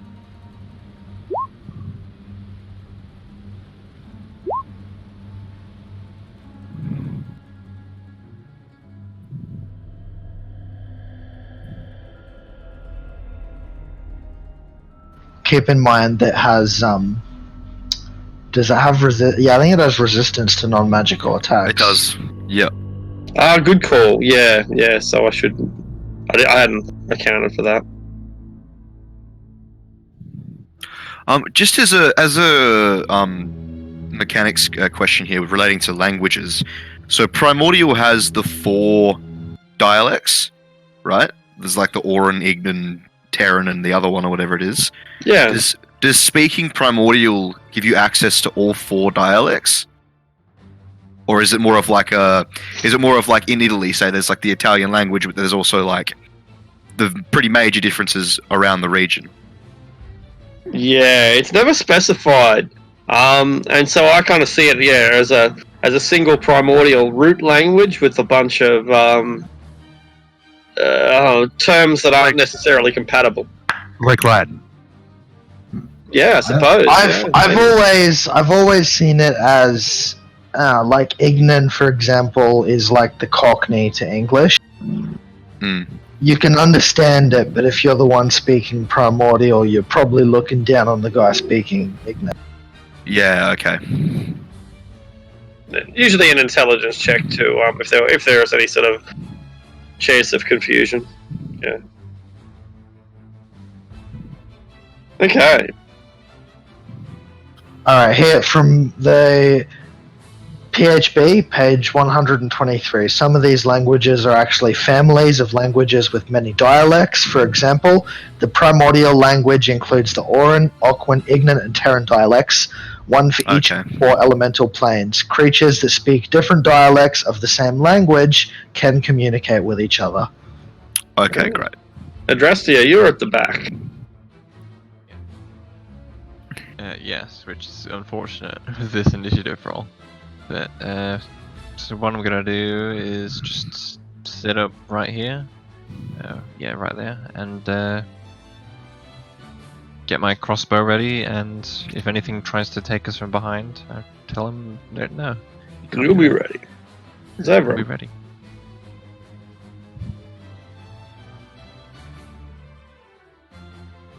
Sorry, I'm eating something. Cool. I will use my action to go invisible with my Alright. ring. Sanj. Yeah, I will. No action. Yeah, I'm gonna command the fire elemental in primordial to proceed forward and engage with whatever shot it. Yeah. And then as I am then going to hold a ray of frost using my wand. Should anything hostile kind of appear. What's its movement? The fire elemental has a movement of 50 feet. Oh shit, 50. Burns up there. Alright. Disappears off into the distance and then keeps going because it would dash, presumably, to get as close as it can. I'll put some light source out down there since you'd be able to see the light. What if you give the fire elemental like vision, but other players see light then? Like if you take other players see light and just give it like 40-20 or some shit. Yeah, good call. Yeah, I just dropped a torch down, but that's a good way of doing it. Yeah. Yeah, I just need to be reordered in the initiative because I realized it didn't roll when I clicked it the first time. So, yeah. Alright, Sanj sends it down there. It acts on its own initiative though, doesn't it? Right? It does, yeah, so it wouldn't move as I commanded it. Yeah, it's on its turn. Okay, cool. Alright, Lucius. Yeah, I can't see around the corner, so I'll just hold a firebolt for if anything hostile comes around from behind us. Cool. So as the elemental charges up in its direction, some more of these primitive arrows start come firing through the mist or through the smoke, and one of them penetrates the elemental, but the other misses. And you see that when these arrows shatter, burnt and blackened up against the cavern wall, they're huge. They're like 4 feet long, 1.2 meters long, really massive arrows.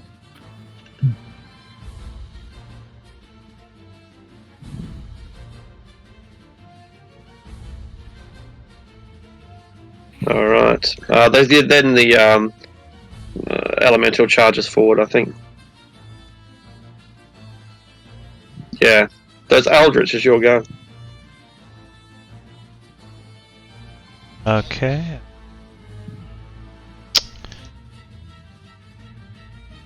Here, my shield up, and I see thing going dash here behind the fire element, Mm-hmm. and that'll be my turn. Alright. Aldrich, Ariok. Alright, I'll move up to here. And then I can move up to here. And I guess I'll end my turn there. Adrastia. I'm just gonna keep holding position. Zevran. Alright, running up 20, 30.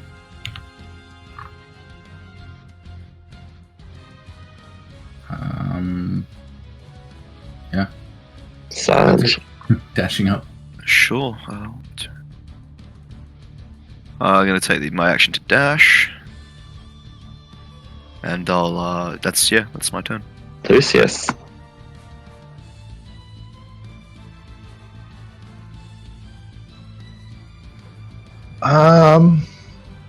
I will. Yeah, I'll also squeeze past Sanj and get to there. Mysterious enemy whose identity no one is particularly sure of yet. Yes, if only we couldn't see a Drider in the initiative order. Fires 2 longbows. Bam! One of them is a great shot.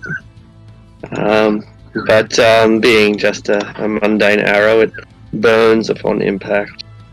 And it doesn't really affect the elemental much. A huge arrow shatters up against shatters right beside you guys, right there. And then you hear the sound of something with a massive carapace and multiple legs scurrying off deeper into the tunnel. Elemental runs forward as fast as it can, 50 feet. Let's see how far 50 feet gets it. And then it keeps dashing 50 feet. Aldrich.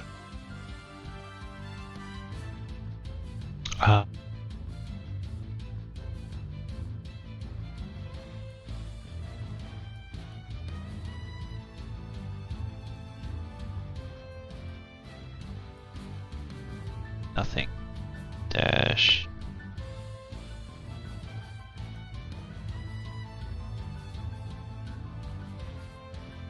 That's the end of my turn. This is cool. Ariok. I will go up to here. And let's see. That's 40. And I can go another 10.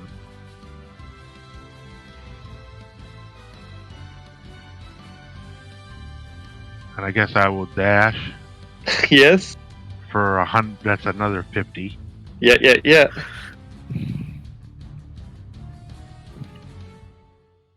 Ariok runs past you now at this point, Aldrich. And You get another 25, right? Yep. Yeah. You can see that the fire elemental is catching some great elf hybrid spider thing.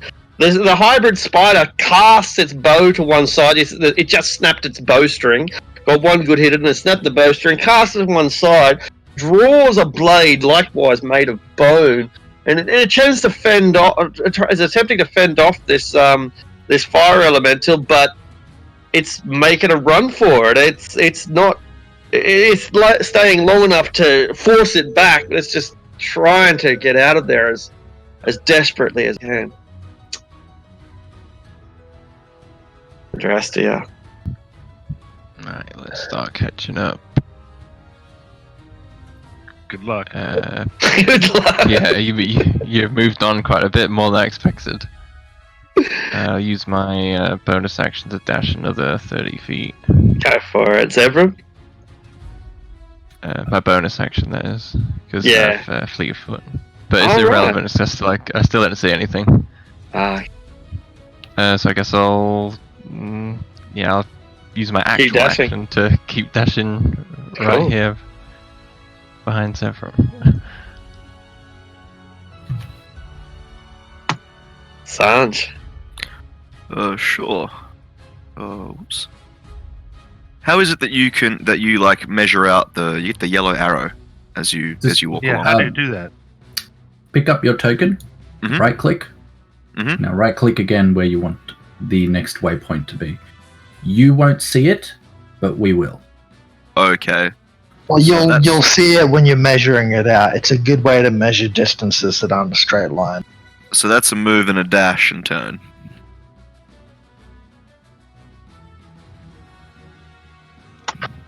Alright, Lucius.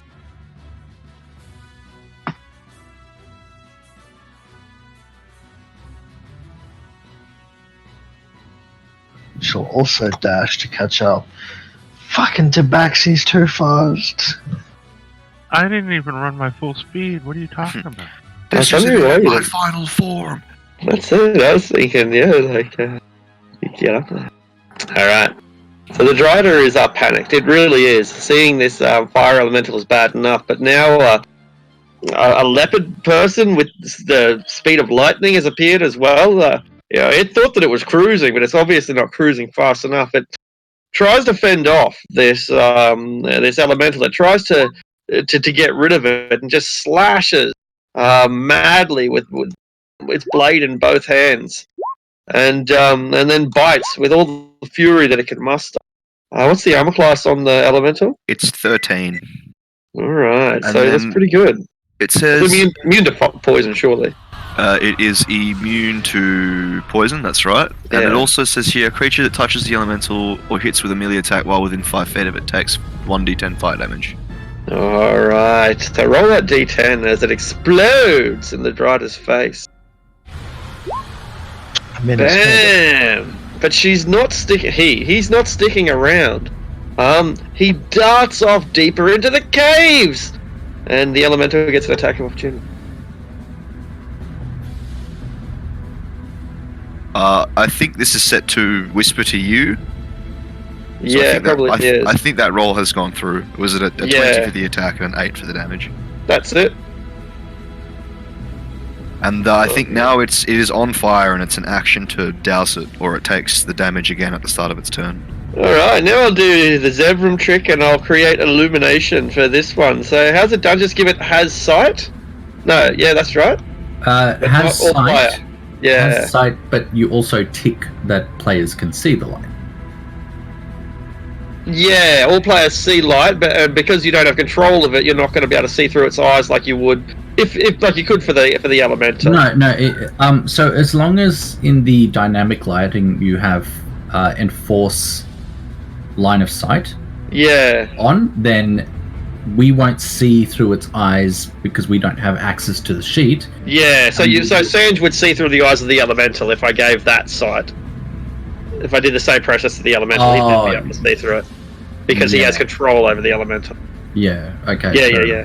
It's really good to know that. She's on fire, and she's illuminating the place because she has dark vision, or he has dark vision, 120 feet. It's a lot of illumination. Might turn that down a little bit. All right. It's the fire elementals go. At this point, I might give Sanj vision, because otherwise you will have no freaking idea what's going on. Yeah. That's right. So, can you see? I can, yes. Yep. Alright. Alright, so pursue. So he gets there. And he's gonna take his multi-attack.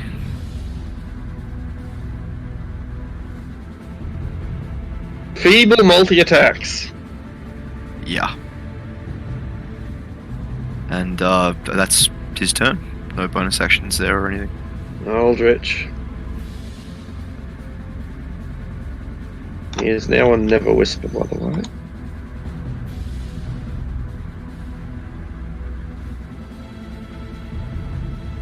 In what is no doubt the most exciting combat scene you have ever been involved in. I'm gonna dash this way, and yeah. Make an athletics check or acrobatics. Yeah, make an acrobatics check.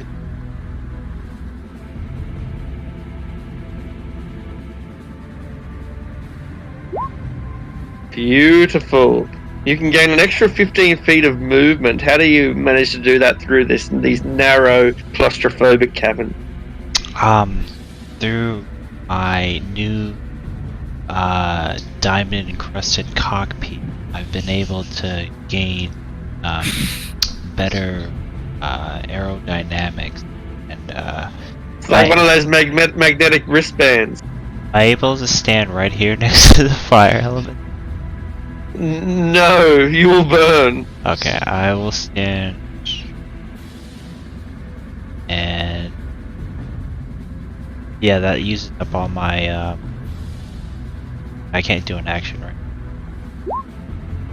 No, you did you dash? That 15, the extra 15 feet was for free. Yeah, I dashed all the way from here. All right, I thought you Yeah. might have. Ariok, it's your go. Alright, I'm gonna saunter here, and I still got 10, so I guess Squeeze in there, right beside the yeah, right. elemental. get right next to him and say, "What took you so long?" You can see the Drider trying to fend off this fire elemental and run at the same time. I mean, there's no way in how I'm gonna squeeze past a fire rental.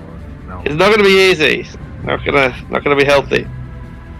Pretty much taking up the whole corridor. Let me tell you. It says it can squeeze through a space as narrow as an inch, but I don't know if Ooh. that's like part of it. If that would have to be part of its movement or something like that to allow them to pass through. Yeah, it would allow you. It could do that. Like open a gate within its fire. You'd be walking through its leg. Be kind of grand, really. But then you'd be stuck because you can't get past the Drider. I ran through a burning ring of fire. That's it. Ariok, I think you still got your action. Any ideas? He's not within range, so I can't really do anything. No worries, Adrastria. Keep running. Zebram, running. Sange, running. Lucius, running. I'll wait till you catch up.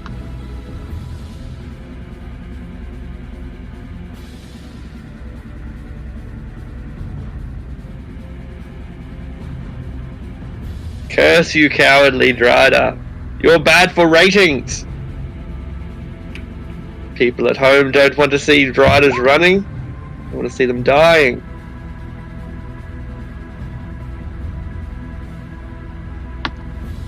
So it's 9 fire damage on the Drider's turn as it starts. Alright. But Drider is not playing by the rules. He swings his sword with everything he's got.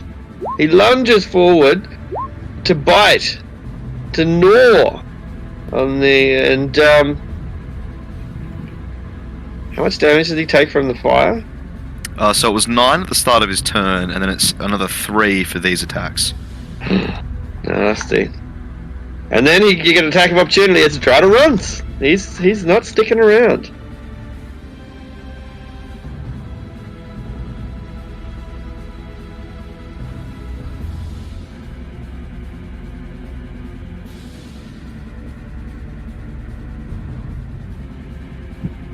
The elemental is catching him. 20, 30. So the elemental's going to squeeze through the space and like stop it here. Woo! The Drider turns around and is ready to run back the other way. And it takes its multi-attack. Ooh, that's a bit better. Okay, the Drider is now burning. You smell burning spider, which is delicious to Cambodians, but no one else.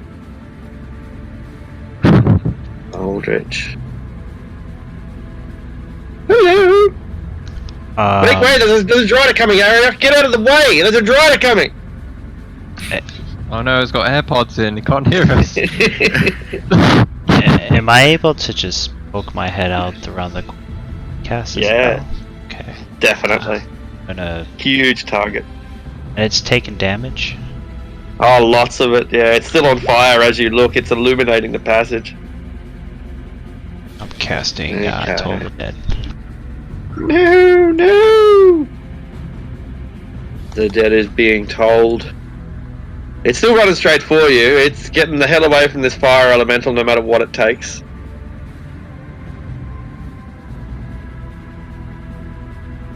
That'll be the end of my turn. Burning alive. Ariok. You will finally bored. catch it. I think I can. You can. It only I moves can. 30. There we go! You get there. Okay. Finally.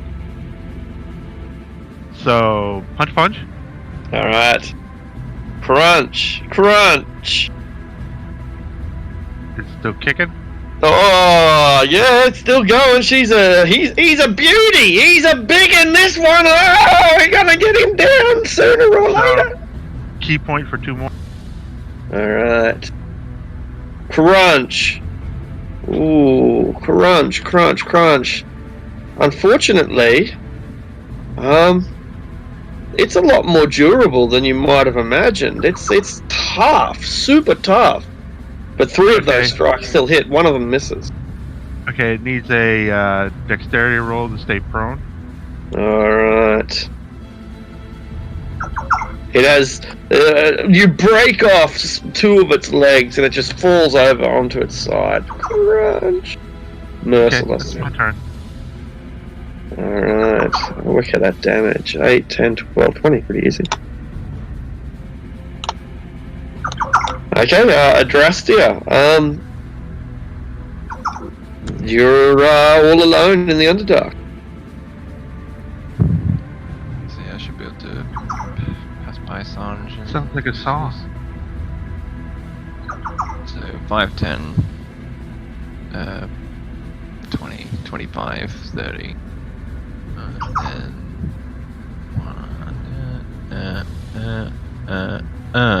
I still can't see it, damn it. Best combat ever. Zevram.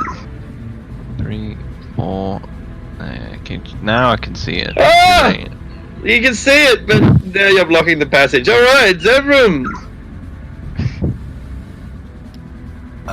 Okay, yeah, bit of a bottleneck happening here, isn't there? Yeah, there is. That's as far as I can get. Perfect. And now, and right, Zevram, you're stuck in a 3 foot high, 3 foot wide little gap that this thing somehow crawled through, and you're getting in there. Your sword gets stuck, and it's caught on your backpack. It's Sanj. Yeah, just sending it.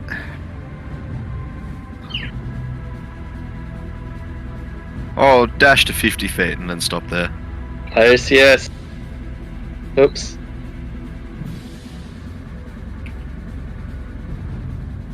Drider, this is your big moment. Alright. Drider is going to cut you, to cut a path straight through you, Ariok. A path straight through you to freedom!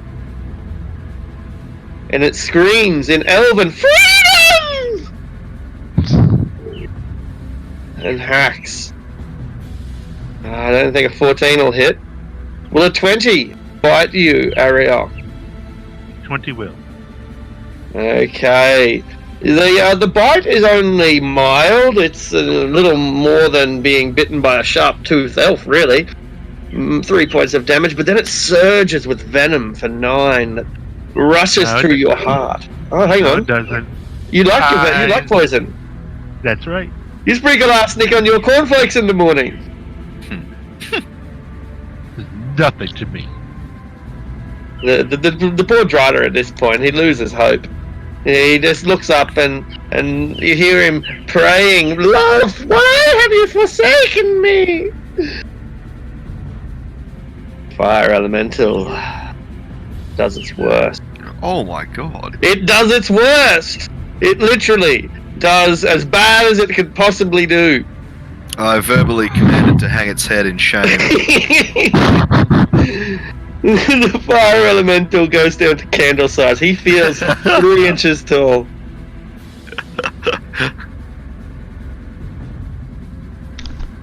That was yeah. Going to rub my holy symbol on my nipple and then cast total. Your holy symbol grows a little bit larger. As does the nipple. As does the cod face. Indeed. The Drider is struck by your tolling bells, and it grabs at its head and tries to cover its ears, but those bells are ringing, driving it mad. This thing is vulnerable, Arok. It lies at your feet. You've already ripped off half of its legs. Punch, punch.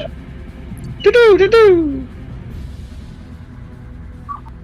How do you curb stomp a Drider? That's a good question.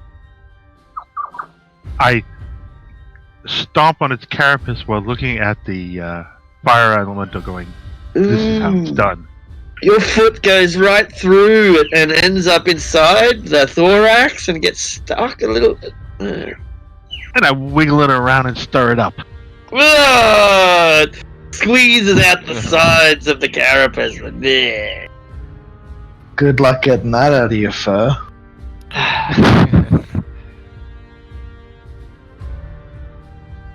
I say to the fire elemental in primordial, well done, servant. Well fought. Now It lead on. salutes you. But he's just the size of a candle now. It's a little tiny salute. It's all the cuter for it. Mm. No problems. So I don't know if you want to like take sight off of the elemental now that we're not in this combat, or if you want to leave it as is, and I can avoid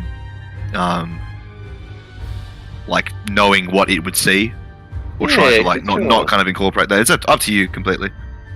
Yeah, I'll get rid of it. Actually, just turn off has sight and see if you can still see the light from it. All players see light. You should still see its light though, because it should be blinded, but no one else blinded by it, right? Yeah, that worked, I think. I think so. So, cool. Can you see through it? So? No, I can't see it. No. Okay. Like, I can't see through it at all. But we can see. We can move it just around the corner a little bit, see if we actually get light from it, because our dark vision doesn't really let us know. Yeah, it's shedding light. Yeah, cool. Yeah. Alright, awesome. Alright, sweet. That's good. It's interesting because like it's kind of practical that San should be within range to see it while it moves ahead as well. Mm. You know, like there's a coincidental incident of realism there. Throughout this thing, the fire elemental has been fighting wind. Hasn't really been a thing because we're in the middle of combat. But there's this howling wind that is soaring and surging throughout all of this cavern. It just gets louder and louder until you reach this cavern here that the fire elemental is about to breach. And it seems that the origin of the wind is right here. And it's howling through the cavern. The elemental's just gonna like guard Wolfman this Jack. passage. Yeah. It's Wolfman Jack.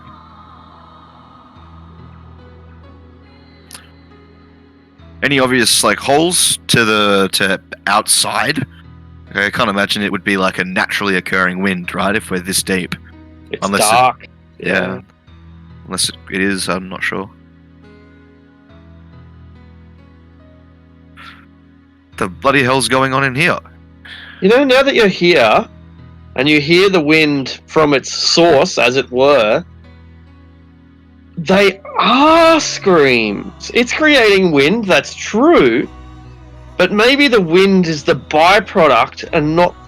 You would think that it's the wind causing the sound, but it might be the sound causing the wind. These are screams. These are endless, endless screams.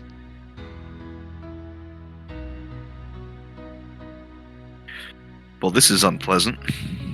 You notice that the wall, as the fire elemental's lamplight flickers, its burning torch flickers, you see the wall dancing with the shape, mostly spiders and elves dancing on the walls, ghostly images cast unnaturally by the shadows.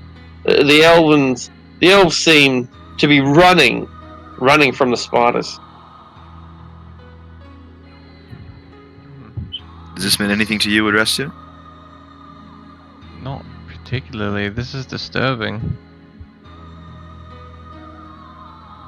Quite. We've always had a good relationship with spiders. For the most part.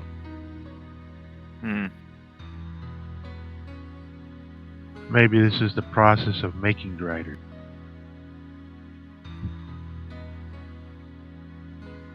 Well, the portal has a lot to do with that. But yeah, I can't explain this at all. Well, could this be the portal? Perhaps, but it doesn't look like a portal to me. I Not doubt what the I'd portal imagine a would be portal to look like. unguarded. Right, I imagine they'd guard something as important as a portal to the abyss. Yes, certainly. Yeah, because everybody wants to break into the abyss. Goddamn, breaking into my abyss again! No, but I do think everyone would want to shut the portal down. Shall we proceed then? There's nothing here. This could have been this chamber. This could have been its nest, perhaps its home.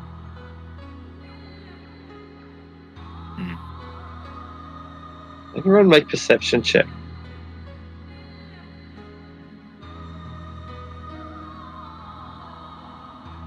The fire elemental has spotted something, and its instinct is to act with hostility.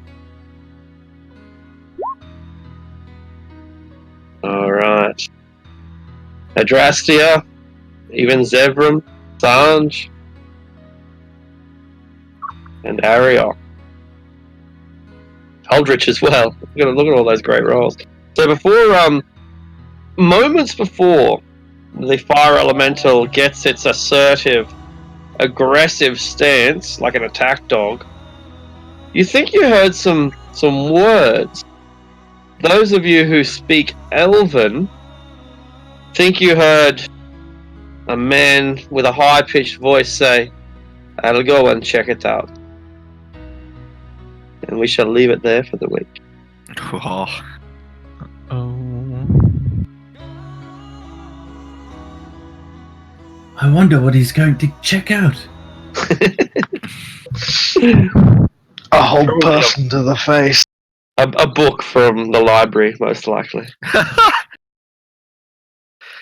Alright, good game this week, guys. Thank you. I will Cheers. speak to you guys next week. That was a Alright, lot catch of you later. fun, guys. See you around. Yeah.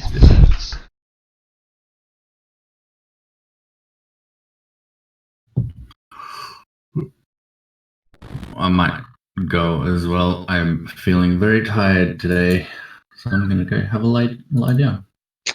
Thanks, Billy, for recording. Thanks, anyone in the future, for listening. See you all soon, everyone. Alright, did Neo pass out? Must have, yeah. Yeah, shut off your streaming quickly, Billy. Arctic done something funny with the Ravenloft game. Sass said you'll find entertaining. Let's wait for Billy to shut that down before I say. Oh, hold on one second. I'm about to shut it down.